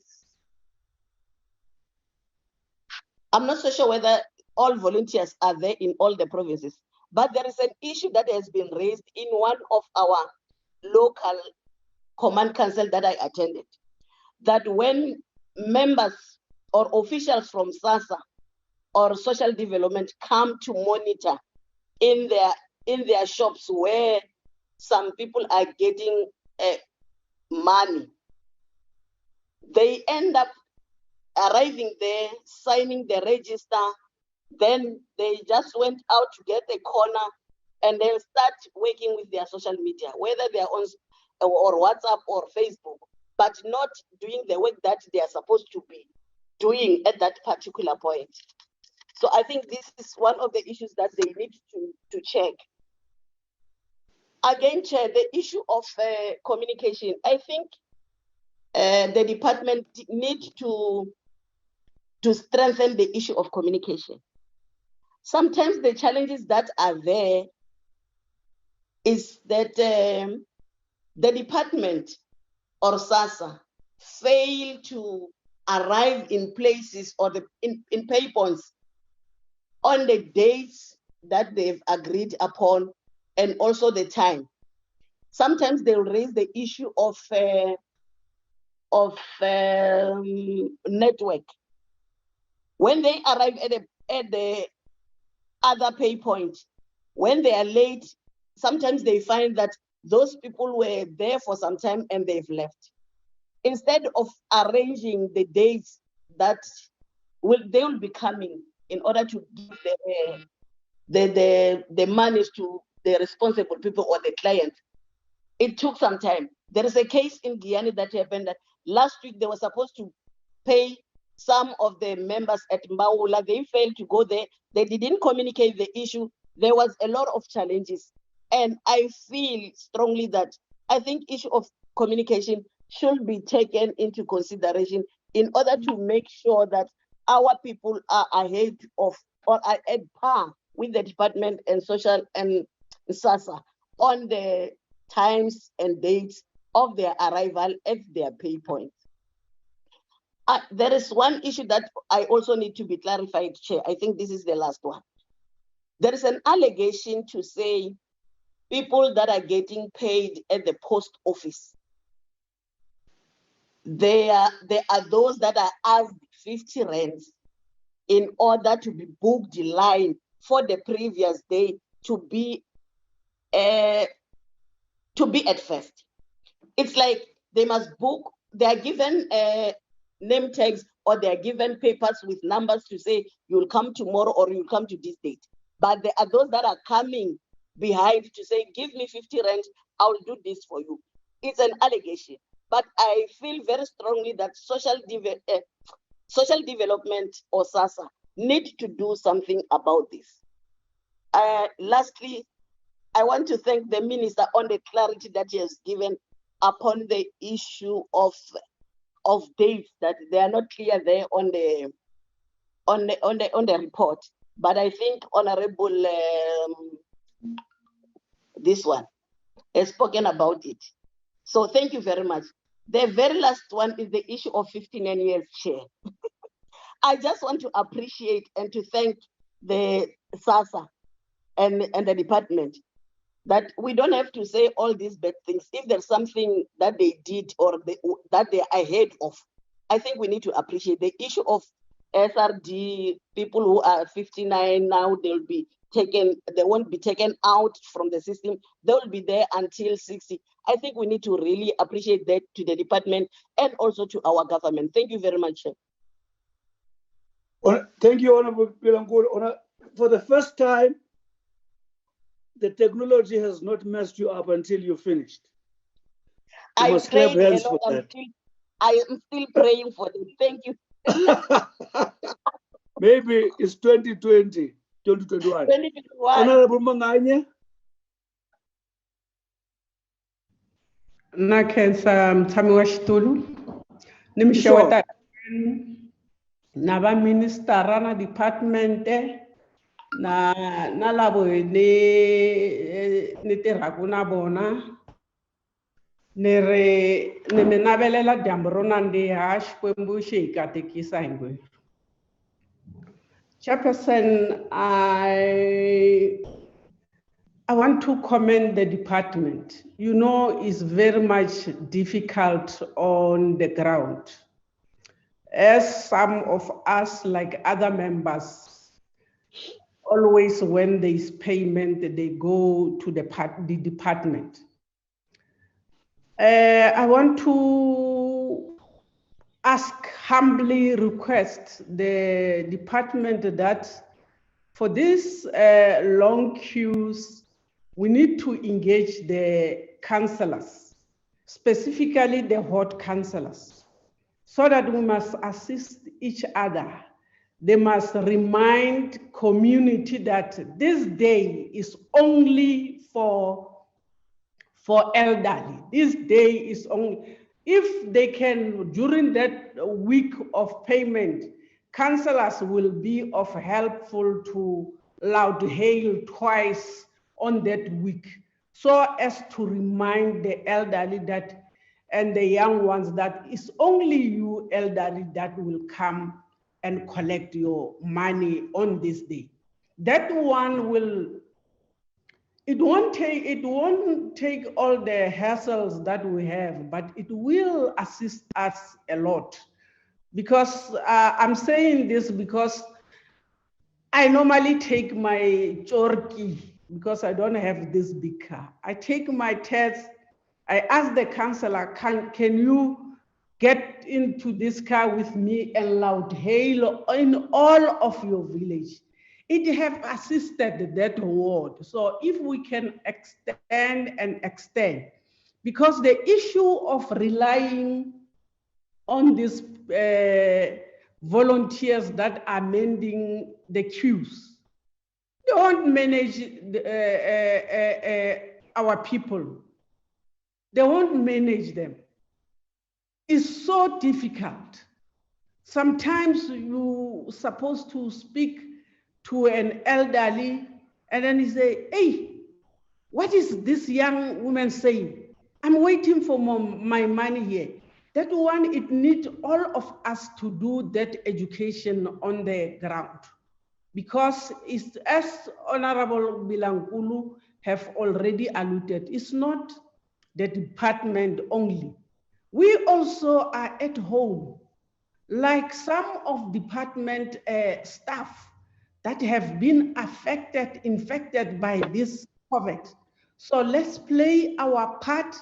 I'm not condoning, I'm not saying the issues that are happening or whatever. I'm saying let's come together, whereby we see it deemed fit, we must assist the department even by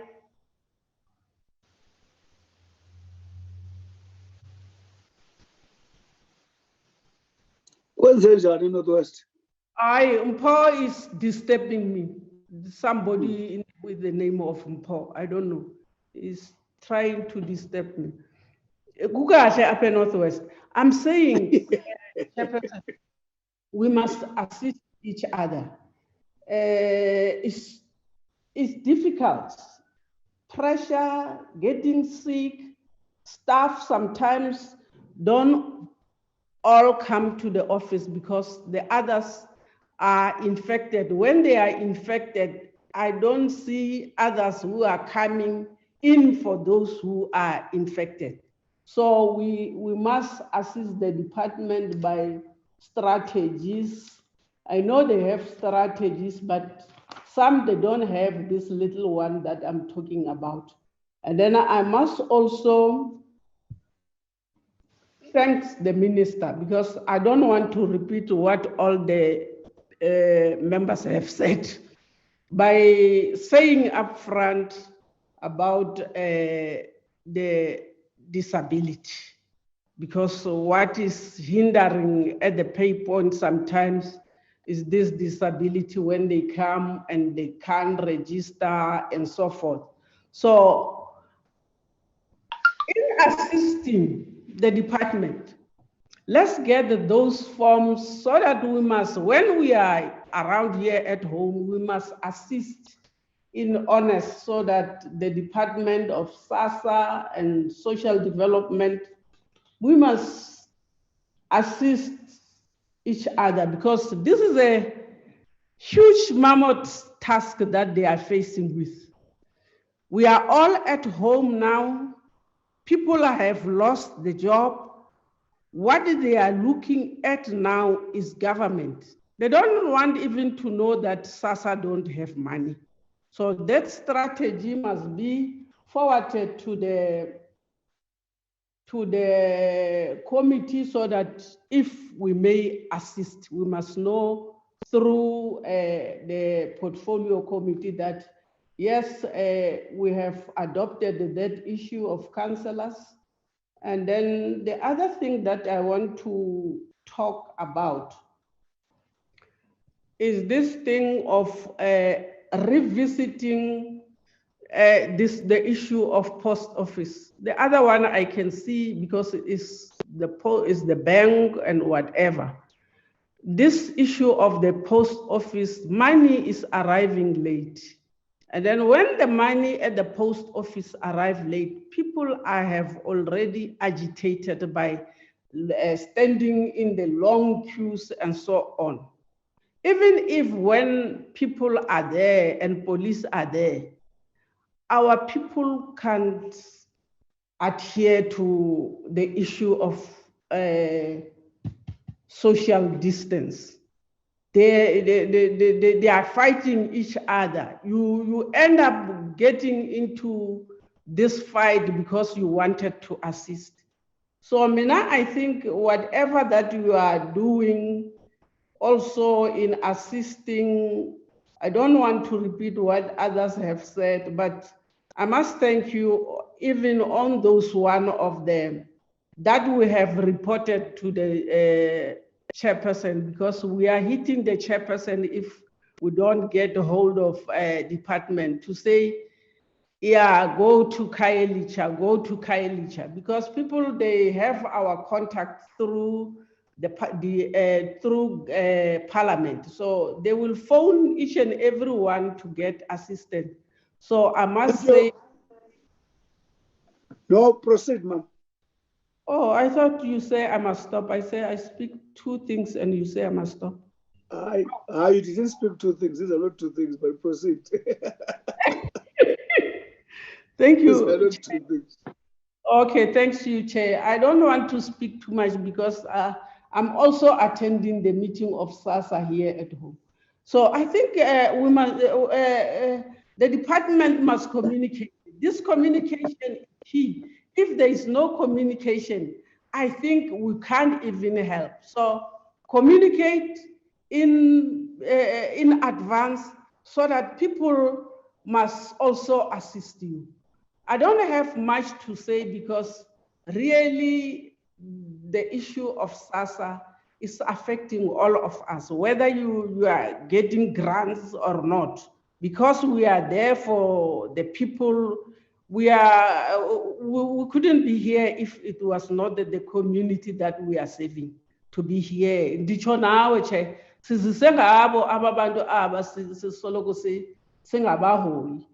sure that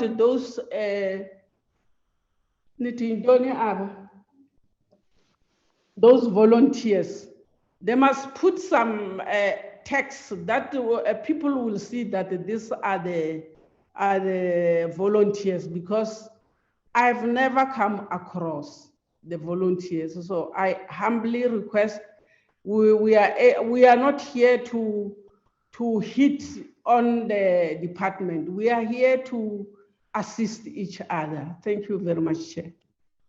Yeah, thank you, Honorable Manganya. Honorable Cycle.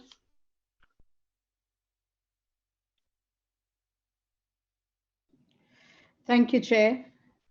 I firstly, Chairperson, want to thank the department for their presentation.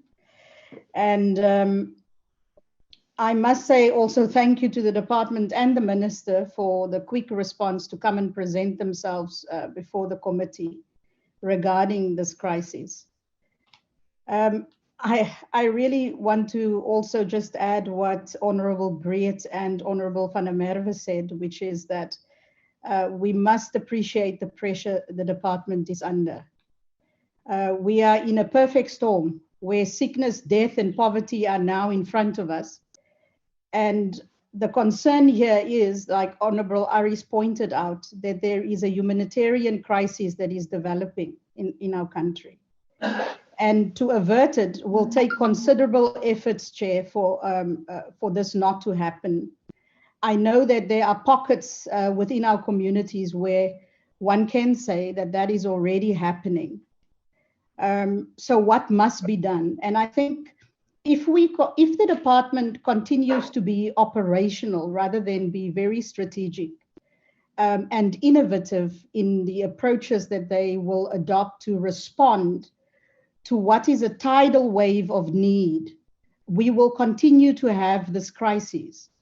And I'm not going to ask the questions that was posed by my colleagues. I'm going to ask the question around organizational efficiency and whether such a diagnostic has been done by the department. And I'm not talking about an academic exercise. We have had lessons in the last 8 months around the immense need, and you have the data for that. How many people has applied for social grant assistance? How many people have been denied the social relief grant? You have all this data in front of you that gives you a map of how South Africa looks like right now. So in light of that, we all know that this department it's impossible for you to respond to this need by yourself. So the first thing is, how are you using what you've learned in the last couple of months to re-engineer practices? How fast are you doing that? And I also want to say thank you for the presentation, the measures, the low-hanging fruit measures that you are putting in place in order to alleviate what is happening.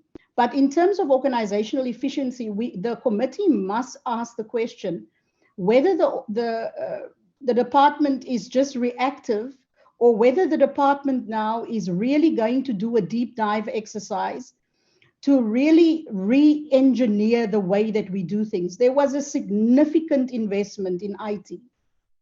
We know that in our rural areas, in most of our townships right now, data is one thing that is lacking for many people, or that is a problem for many people. So how do you communicate with our people? How do you get the message out? And it is not just the department that is in this position. All of South Africa must get on board with alleviating the hardship of people. But as the champion of social relief, if the department does not very quickly address the mistrust, the credibility issues, everything that is there, if you do not get that right immediately, then you're not going to be able to pull all of society with you to say, we need to adopt a new mindset as to how do we do social relief. Then the other thing, Chair, that I want to also add, we have able-bodied young people that are receiving grants. Why is it that we are not utilizing them as a workforce to spread messages? Why are we not making now linking services and putting those conditions in place in order for you to show yourself as a citizen that are working towards a better South Africa? You are receiving tax-paying money. Can you now become part of a solution to drive the message of when are grants paid out, how are grants paid out, why is it, and this goes back to organizational efficiency and innovation. So utilize the human capacity that is there, that are being paid for by the South African taxpayer, and make our young people be productive and be part of a solution. It will also change them. I also want to know how the communication with community leaders, how did that happen? What was the mode of that communication? And then in terms of having a holistic and getting everybody involved, all constituency officers, all of our ward councillors, all of us need to get the message in terms of the how and the when.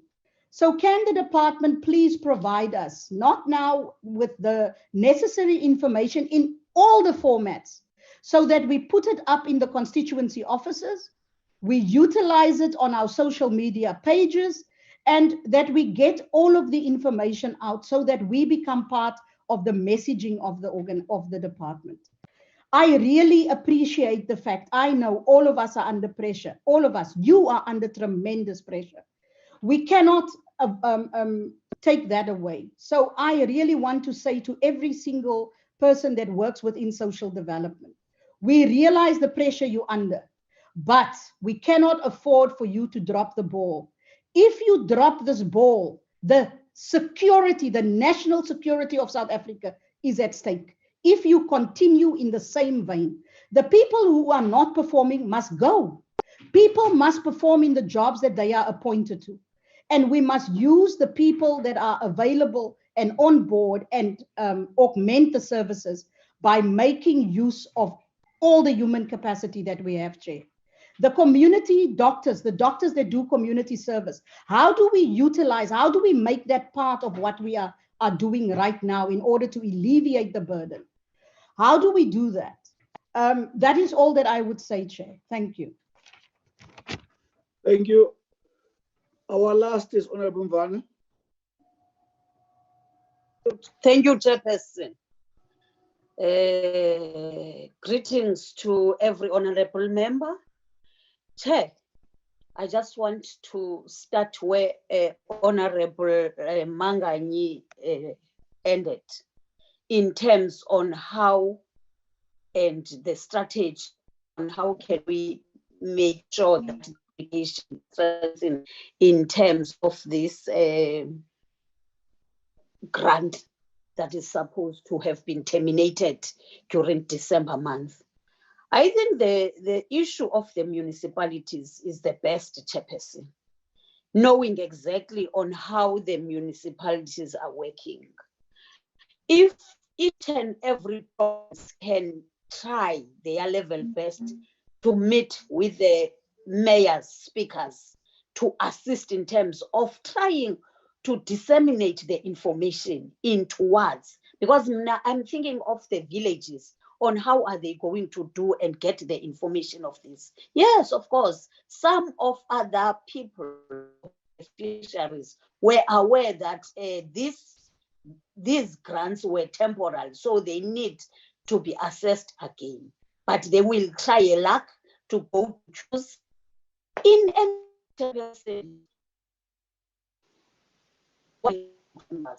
It's the long queues that are there. But I haven't had any member that is saying that when I saw the long queues and the confusion that is happening, I went in and assisted in making sure that the queue is in order. Because ours is to assist, as one member has said, that at least we have to get into the work and assist. Because you can see that there are volunteers, like in my province, Eastern Cape. I saw them wearing some sort of jackets, trying to chew people, and it was at home affairs, meaning that they have adopted this strategy of SASSA in terms of assisting in queues. But what are the honorable members doing Is it to go around looking at how they choose along rather than to get into the job and assist? Lastly, Chairperson, I think we all condemn what has happened in Belleville. No one would love to see all what has happened there. But what needs to have happened is try to make sure that we assist on those areas that way. Now, I would like to land by commending SASSA. This was a difficult time and is still a difficult time in terms of getting these grants.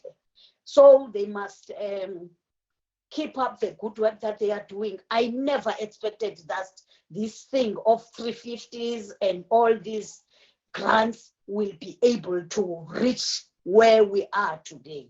Thank you very much. Others have at least mentioned and said a lot of things in terms of this. Thanks, Chair.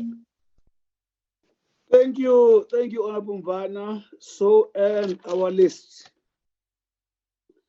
On a lighter note, honorable members, the pace at which we express ourselves, even the insistence to repeat the things we've said,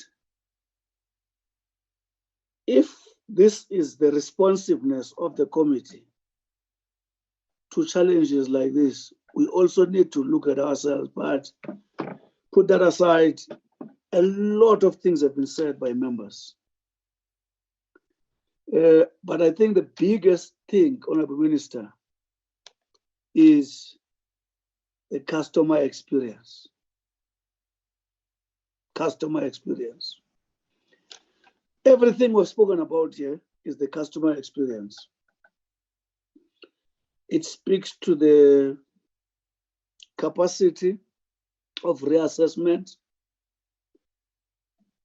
and whether we're able to meet the deadlines. For instance, if the deadline is the 31st of March, do we have enough capacity to assess people so that by that time things are done?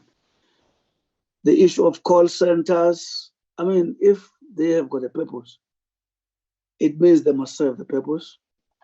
Referrals, email system, and significant number of people don't have access to digital infrastructure.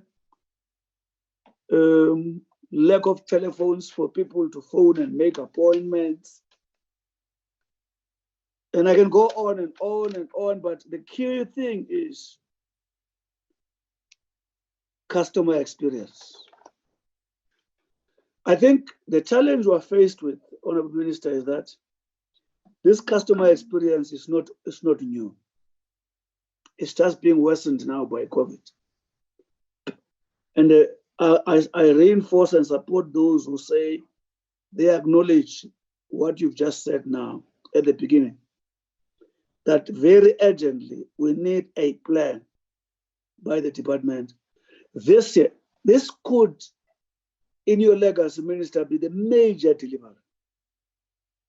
Above everything, just decent treatment of these clients, just improvement of the experience, new happiness, new drive. So, you know, sometimes, Honorable Minister, I was once a mayor in some city.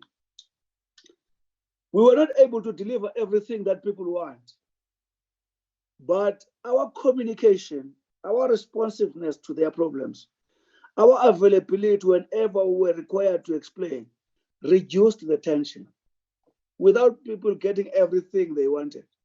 Just improving the treatment, the management of people in those queues, eliminating completely the issue of indignity. This would be a major delivery by this department. And I think it's doable.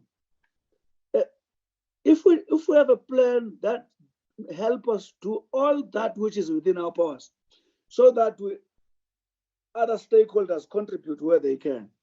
This thing of bribery at post offices, my view is that maybe the NDA, the volunteer program, I don't know how that can be extended. It should not be difficult to stop that criminality there. People queuing on behalf of other people, people claiming chew points for people who are sleeping at home, and all these other things that can be done away with. And of course, my understanding is that the post office is an agent of the department, although it belongs to another department. But for the purpose of disbursement, they are an agent of the department. I want to assume, Minister, that there is a delivery, there's a performance agreement between the department and the post office. When that money is messed up, they don't talk about post office. They say SASSA and the department in the post office. So I think within a month is even long, to be honest with you, we need a concrete plan that says, on the queues, we commit to deliver by this time. On the application system, we continue, since we are saying, per day, you must reduce the number of people who cannot be served on a given day, and have a certain amount of time dedicated to those applications, those renewals, and those assessments. Honorable Aris was saying in George, they have one doctor. I don't know how factually correct is that, but she says he might be saying that from experience. All that the challenge is, can we, this year, 2021, give our people a new experience? Can we get a plan to that effect? I like the term your team uses, Minister. They say customer experience. Over to you, Minister, and your team. Thank you very much, Chairperson. I think one of the things that you did well was the overall summary of the specific areas that we need to get into as a portfolio, because everything that's here, it's about the department, about SASSA and NDA, and you've included also the post office as one of the agencies that need to help us with the service delivery. I want to make a proposal, Chairperson, because if I look at the time and all the questions that have been asked by the members, I want the department to respond to what they think is key and very, very important for now, but request you, Honorable Chair, and the members to say, my original plan of requesting that SASSA and the department put this kind of a report in front of the members and everyone. But looking at the report, even on my own and in my office, I had a strong feeling that without an action plan with time frames, as you are doing here, we will not be able to respond adequately to the issues that we are raising, because this is the first meeting. But I think that we do need a meeting where we can present to you and say, these issues particularly that you have highlighted, which by the way, you are taking from the highlights of all the members' contributions here. What are we going to do about all of them? One by one, those issues. What is the plan? What is the time frame? Where is the budget? Including looking at the budget from a perspective of, we are already at the last quarter of the financial year. It ends in March. We need to look at the current budget and begin to look at the 2021-2022 budget, but with a clear focus on the issues that we are raising. I do also feel, Honorable Chair, that I must say to the members here, the issues that they are raising, I have absolutely no qualms about the issues that they are raising, because those are the felt needs and those the reality of what our people are facing on the ground. And listening in particular to Honorable Sakers, and you know, she gets into the department as well as SASSA and NDA will tell you, Chair, that these issues that the member is raising here are at the core of what I'm trying to get it got really to the crux of the matter. I'm not undermining all the other issues that were raised by the members, but I'm saying what she said to me, it felt like I'd been sitting somewhere with her when I actually wasn't. So I would like to plead with you, Chair, that let the department answer where it needs to answer, but give us yet another opportunity when we can come back and be able to bring the confidence, not only to the people outside, but bring the confidence that we've been building all this time with the portfolio committee. And some of the proposals that the members are making really, to me, makes a good sound, especially when members are talking about, Member Mvana, for instance, insists on the communication. Everybody insists on the communication. Manganye insists on us utilizing the possibilities of communicating using loud hailing, using the offices of the constituencies, and constituency offices are across the political line. We're not talking about just one political. So I'm pleading that we do that now. But I wouldn't have done a good thing, Chairperson, if I did not really request to respond to an issue of Belleville. I see that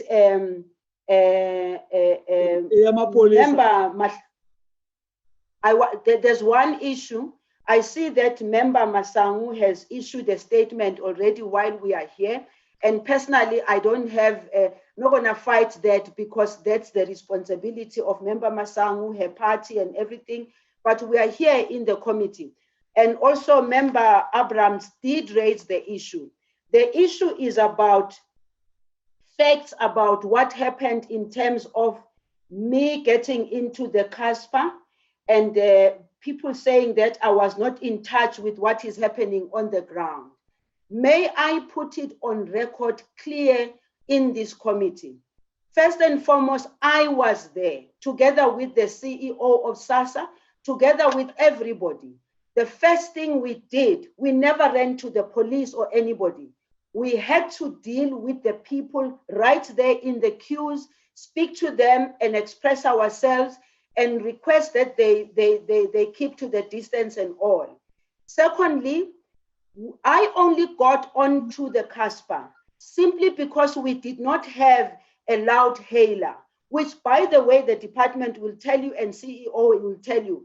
I've been pleading with them to say, let's go and get the loud hailers. I said that last year, let's get loud hailers. Secondly, I said, let's use the capacity of SASSA in terms of the vans, in terms of they've got trucks, by the way, Chairperson, which I've now said to them, pull those trucks, bring them back for us to use those trucks. So I only got there because I wanted to use the communication of the police. It's not because I was running away from the people. This Lindiwe Zulu can never run away from people. That one must be understood once and for all. And if they go back to what happened there in Belleville, I dealt with the people. I then went up to the offices to have a meeting and also to give a press briefing. It was when I was inside the offices of SASSA that I realized that the police were spraying. This very Lindiwe Zulu, asked the police to stop what they were doing because I didn't think it was a good thing for them to do. So I'm clarifying publicly that this Lindiwe Zulu can never, ever ask the police to spray the people, worst of all, people with vulnerability, who are on wheelchairs, who are with children. I can never be found in a space like that. So I want to put that on record so that it doesn't keep on being repeated because, Chairperson, lastly, I am not here for doing the politics and the politicking. I know where to do the politicking. When I'm here at the Portfolio Committee, I'm responding, rightfully so, to the request and also saying I am accountable, I must come here and account. And I wish to thank the members, all of them, because all the questions that the members are raising are things that I have personally found to be happening on the ground. And we will come back again with the plan that I'm talking about, because I think you deserve to have that plan with its time frames. Thank you, Chairperson. Thank you very much, Honorable Minister. Before we go to these key responses, will 2 weeks do it for you, Minister? Yes, 2 weeks. 2 weeks will do for me, Chairperson. 2 weeks will do for me, Chairperson, specifically because before you even requested us to come here, what I had requested the department to do, and SASSA and NDA, I said what we did in the beginning under level 5, where we had a situation room. Remember, I even said to the committee, for me, the situation room is what will help us, because the situation room will do all the analysis of what members are talking about. The war is outside. I've then said, let's go back to what we did then, because it worked well for us. We've just finished developing the terms of reference of how that situation room must work, so that it doesn't tangle the way bureaucracy works, but at the same time, it must enable us to respond adequately and as fast as we possibly can. So we're done with the terms of reference. We've even identified the key strategic issues that has to be dealt with by the situation room. We're going back to how we operated under level 5, because we were efficient at that time. So 2 weeks for me is adequate, Chairperson. Thank you very much. I just want to make this comment, honorable members, before the department responds. We've got 2 weeks.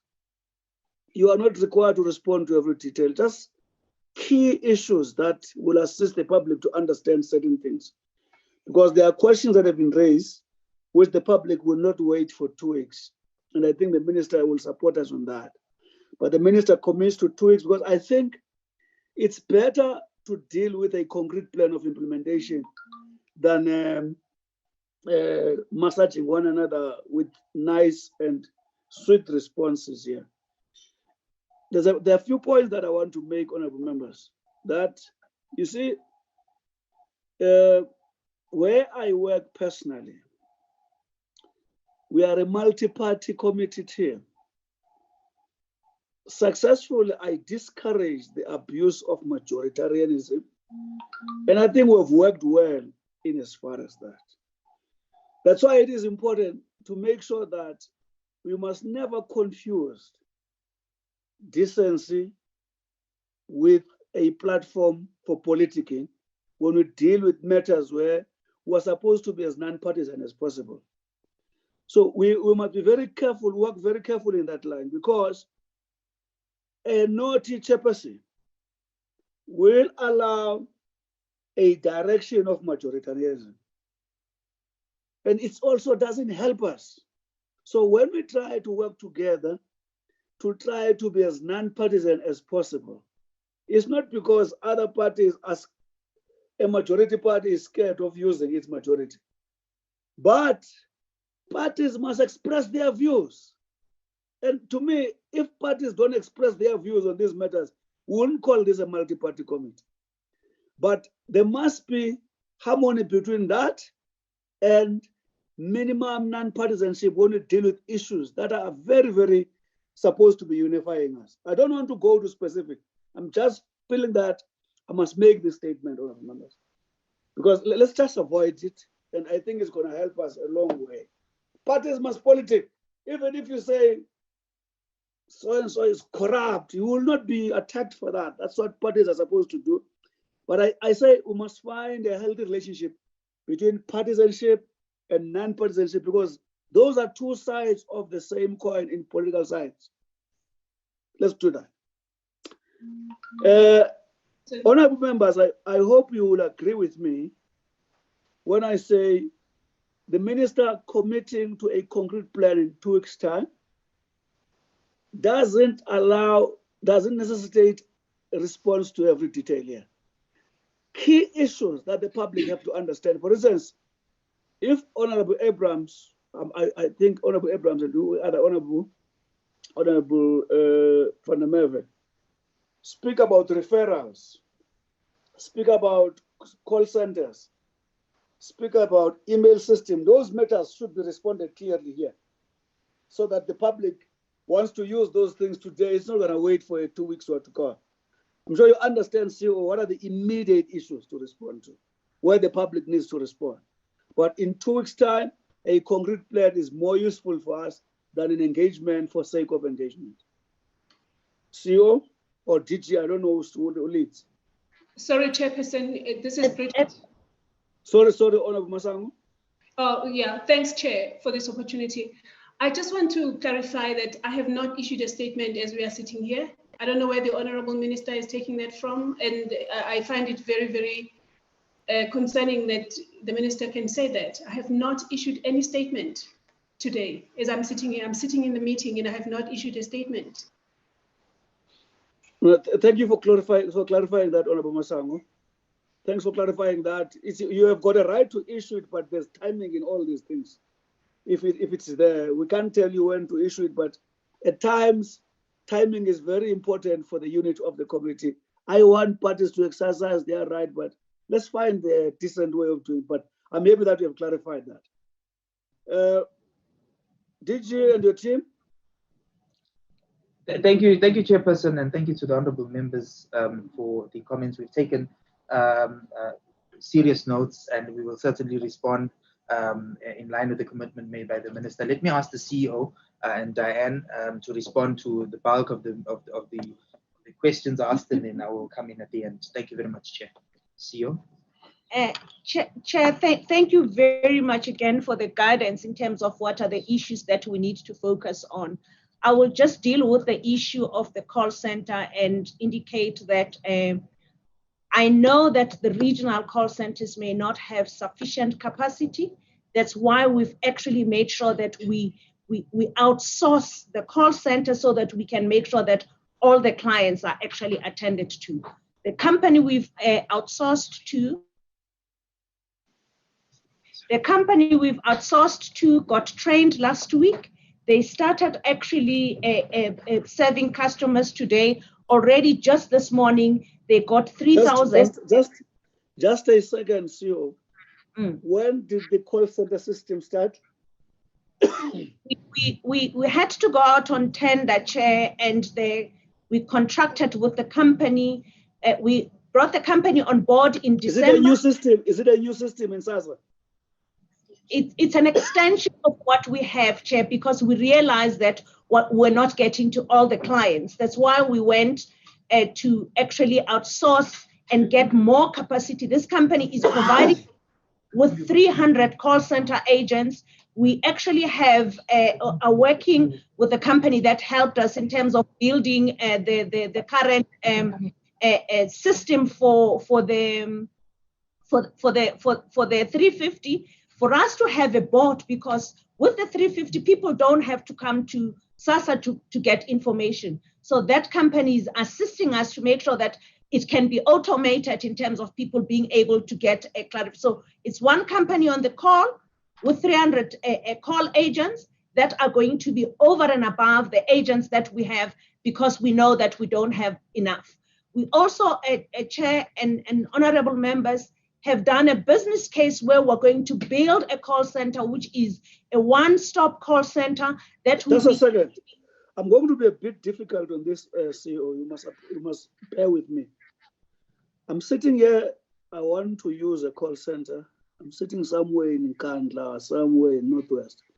What I want to know as this meeting closed today, is the call center going to be working today? You either say, for now, call centers are not working. At a particular time, they will be working, because people are interested in their functionality now. Experienced challenges because they had to be trained.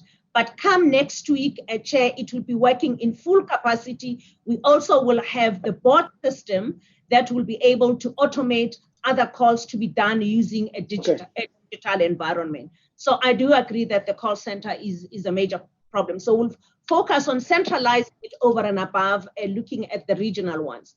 The regional call centers are working, but the capacity is not sufficient. That's why we're centralizing to make sure that we can get to all the clients. The one other thing, Chair, that I thought was important over and above that, we will provide all the plans. The regions have their own individual plan, and the plan is at branch level. We'll come back in 2 weeks' time. But I do agree that it has to be the felt needs of the people. If members are still going to branches and experiencing problems, it means we're not quite getting there. And that's what we will focus on in terms of also making sure that we have a clear dashboard, and we also monitor as to whether what people commit to us in terms of managers on the ground, if they are doing what they say they are doing. Chair, I thought I needed to explain the issue of Krapo. Honorable Aris, the person that died in Grabo did not die in SASSA.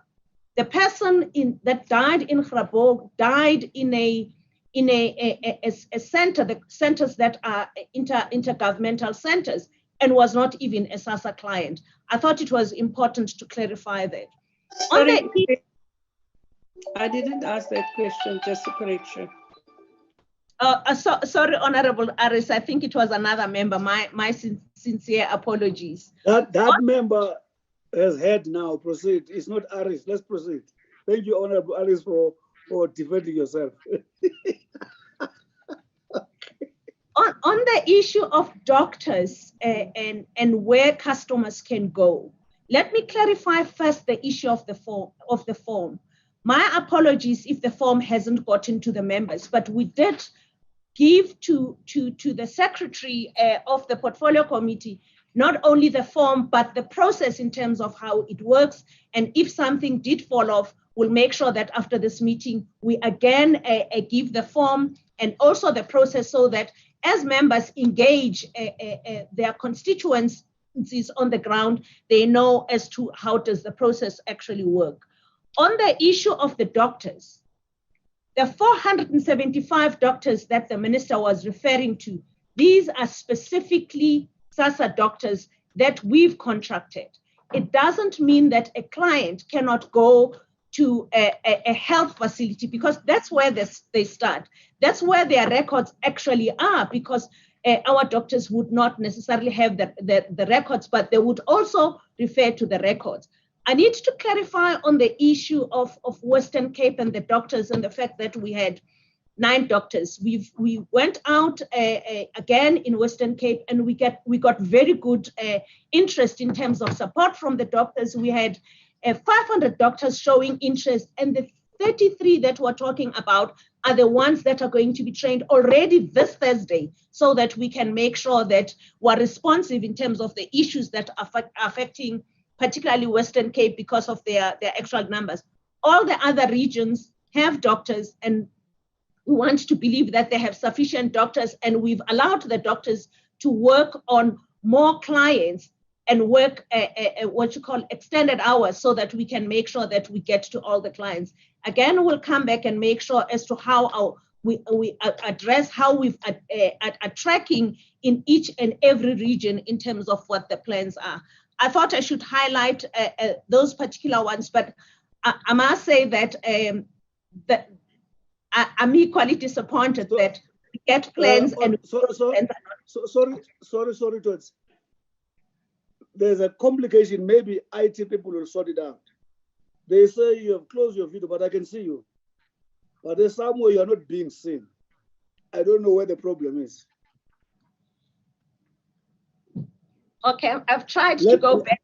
Let the IT people sort it out. Do your work, because I do see you. Somewhere you're not being seen. I don't know whether it's television and so on. But proceed. Okay, they like seeing you as you are speaking.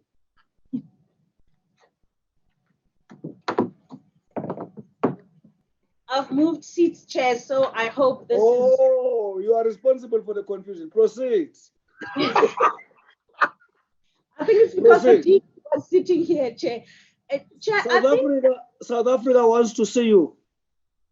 I think the other thing, Chair, that needs to be understood, and not that it should be seen as an excuse, is the fact that also in terms of our staff, that's why we've called upon all of them to make sure that if those that cannot work in an office, let me just make an example about Guguletu. In Guguletu, we have 45 employees that are deployed that actually work for that particular branch. The number of employees that can actually work inside the office are 15 employees only. And I remember Honorable Abraham saying the city of Cape Town did give us facilities. They may have made a commitment to the member. They took away the 175 facilities that we had in the past.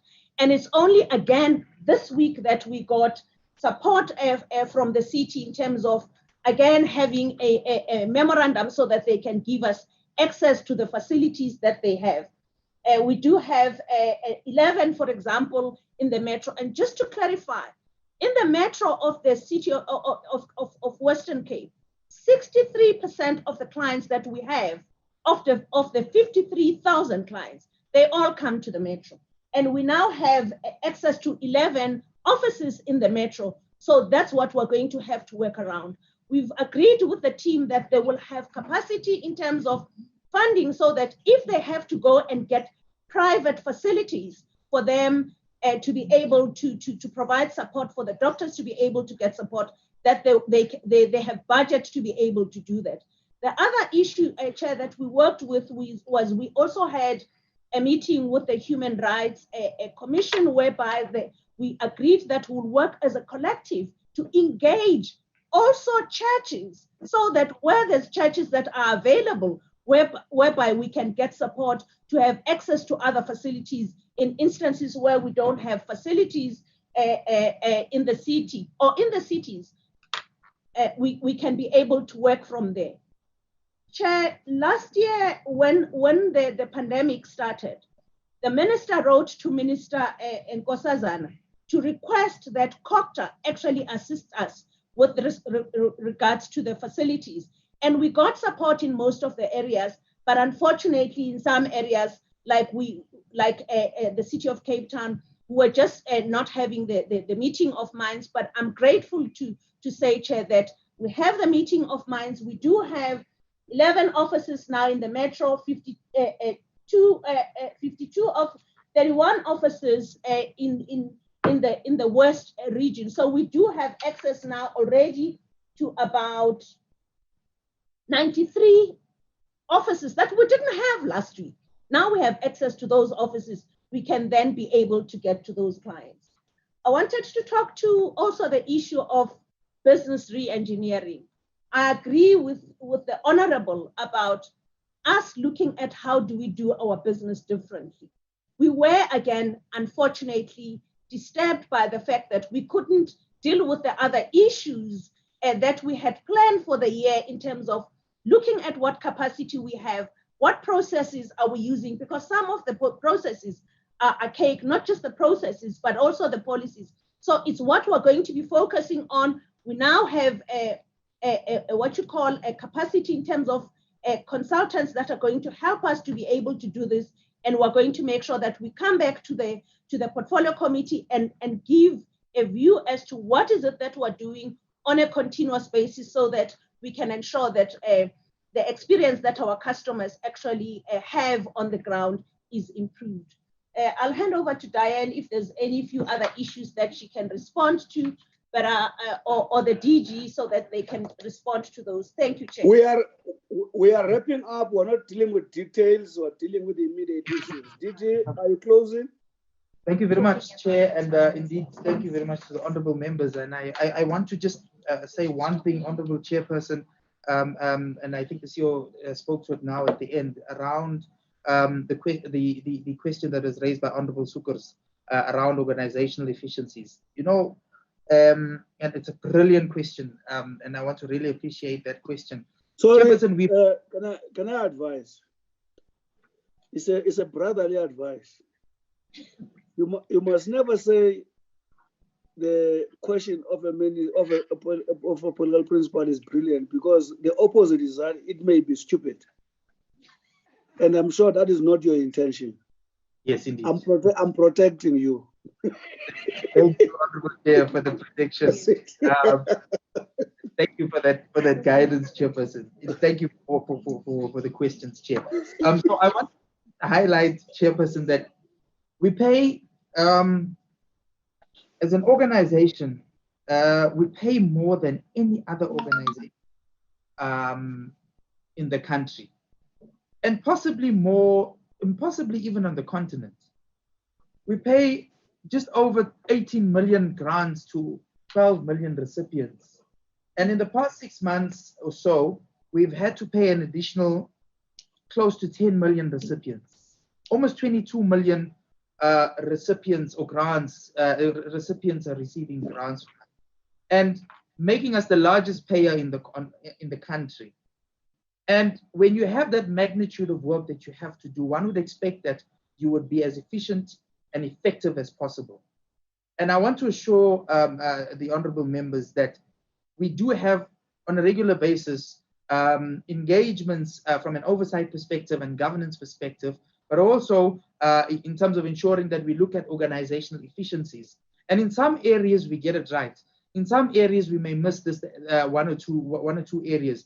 And we will continue though to strive to ensure that we remove all deficiencies and the challenges that confront us as an organization, particularly when it comes to rendering grants. And we want to commit this, and we want to indicate that we've already, as the CEO has indicated, started a serious process around business process re-engineering, because a lot of the challenges we face are historical challenges. Indeed, some are new because of the pandemic, etc., but they have historical links to them. And we want to make sure that we are able to resolve those and re-engineer some of the processes that we have.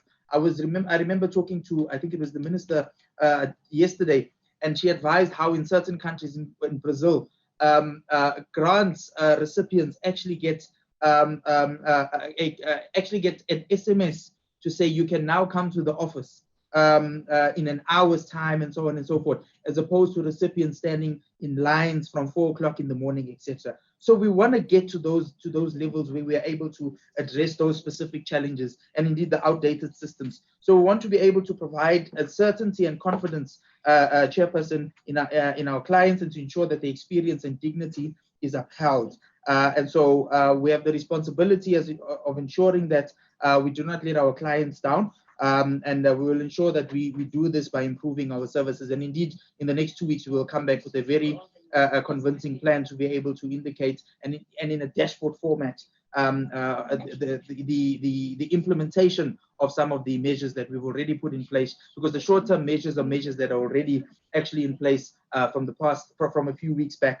And we want to be able to provide you with that feedback in terms of the effectiveness and efficiency, or rather effectiveness of these measures that we've put in place. Chairperson, let me stop there and really thank yourself and the honorable members in this regard. Siyabonga. Minister, do you want any closing remark? Chair, before we go there, please, just one quick. Ufunani. Chairperson, I'm sorry, but the point was that all of us said that the slides speak to the referral form being available on the website. We couldn't find that referral form. So please, can we be given an indication that it will be posted on the website, at least on the front page? All right. Okay. But before we go there, I want to. Liz. Sorry, Chairperson. When we asked You're opening a new meeting now. No, sorry, Chairperson, I will be very quick. What? I wanted to ask, where's the Deputy Minister? Because I didn't hear an apology for the Deputy Minister, because I thought... She's been here from the beginning. No, I thought because she's a person with disabilities herself, we could rope her in more aggressively to lead in this program. But also... that's irrelevant now. Okay, no, of course. But lastly, I wanted to say, when we asked the Minister about the water bombing of our disabled clients, I did ask her whether she has actually referred the matter to the Minister of Police for further investigation, or to discuss this issue with him, or to convey her displeasure, because I think that would be important, so that we take a very firm view that we don't want our vulnerable clients to be treated like this. So I just wanted to ask that to be included in the report, or she can comment on it later. But thank you, Chairperson, for that indulgence. No, you abuse the indulgence, Liz. Because this question of the police, sorry, Chair. What else do you want the minister to say? The minister who on arrival in Belvin got disturbed by the matter and intervened. We want to check now, did she phone the Minister of Police? Did she phone the DG? I'm sure that we don't want to go to that extent. The minister confronted the situation. We assume anyway the minister will speak. Can you deal with the referral, Acting DG? Honorable Chair. Yes, Chairperson. Yes. Honorable Chair, it's Honorable Sukas here. I think the question. Can you see now what you have done, Liz? No. Can you see, Liz, what you have done? Apologies, Chair. Honorable Sukas, I'm listening. You are the last. No one is going to speak after this.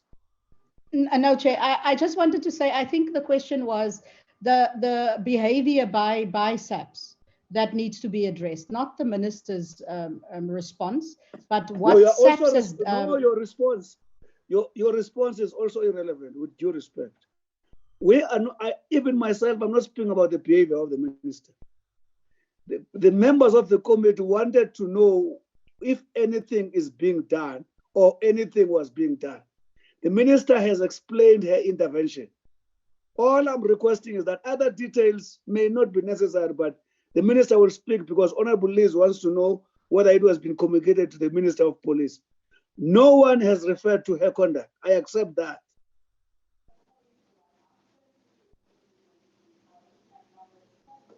Acting DG. Thank you, Chair. I will ask quickly Mr. Hand to respond to that issue very, very quickly. Referrals. Yes, Chair. Purely referrals. Yes, Chair. Good afternoon again, honourable members. Just to say that we understand that the form is on the website. However, as the CEO, it is something that we will also follow up. But as the CEO said, the form and the process that where members would be able to assist us with clients that do contact them was made available to the portfolio committee through the researcher who would have made it to the secretary. But I will again send it right now so that all the members are able to get that form. Thank you, Chair. Honourable for the member, does that respond to your question? Chairperson, I must be honest, I've looked for that referral form on the website. That's why I'm trying to say that I can't find it and it hasn't been forwarded to us. So I'm saying that we really want to assist when we go to queues, when we visit offices. We are not there. I agree. Yes. I agree. Go and sort it out in your website. Honourable Minister, close.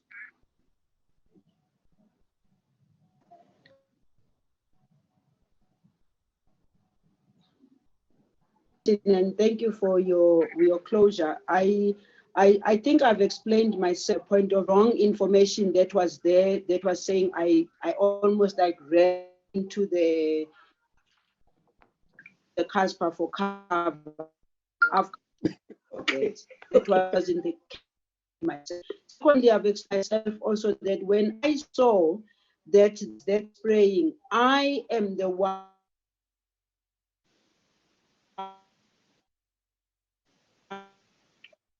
and requested SASSA and camping. Let's find the most continuing to us people. So the information that's out there, as Masango says, there was no statement, but the statement does really indicate, and that statement is the one that ended up making people like, I'm a prima donna. They name all kinds of things. I'm clarifying it because I want, first and foremost, because Africans in general, that the information that was out there about the sequence of events, it is not correct.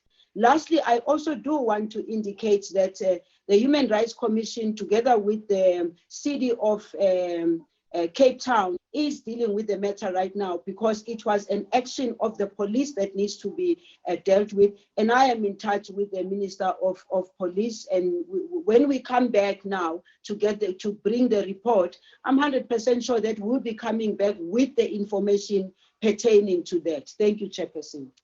Thank you. DM, I see you throwing your hand in the air. Did you want to say something?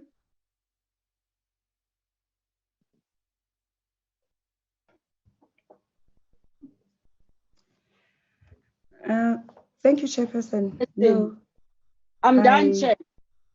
No, it's fine. I'm fine with you, Minister. But I thought DM wanted to say something. DM?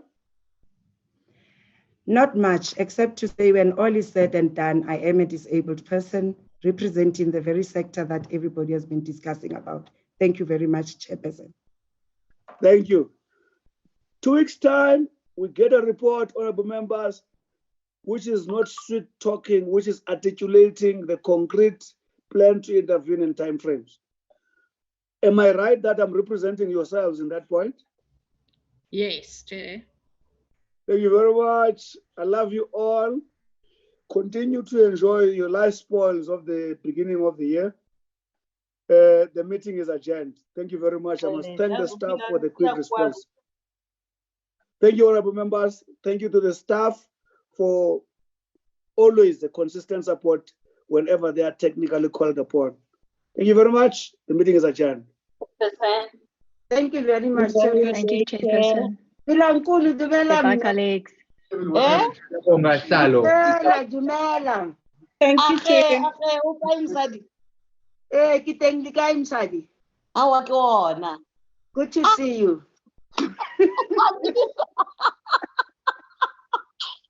I thought it's Anastasia. Ke nna, ke dumedisa lena kaofela.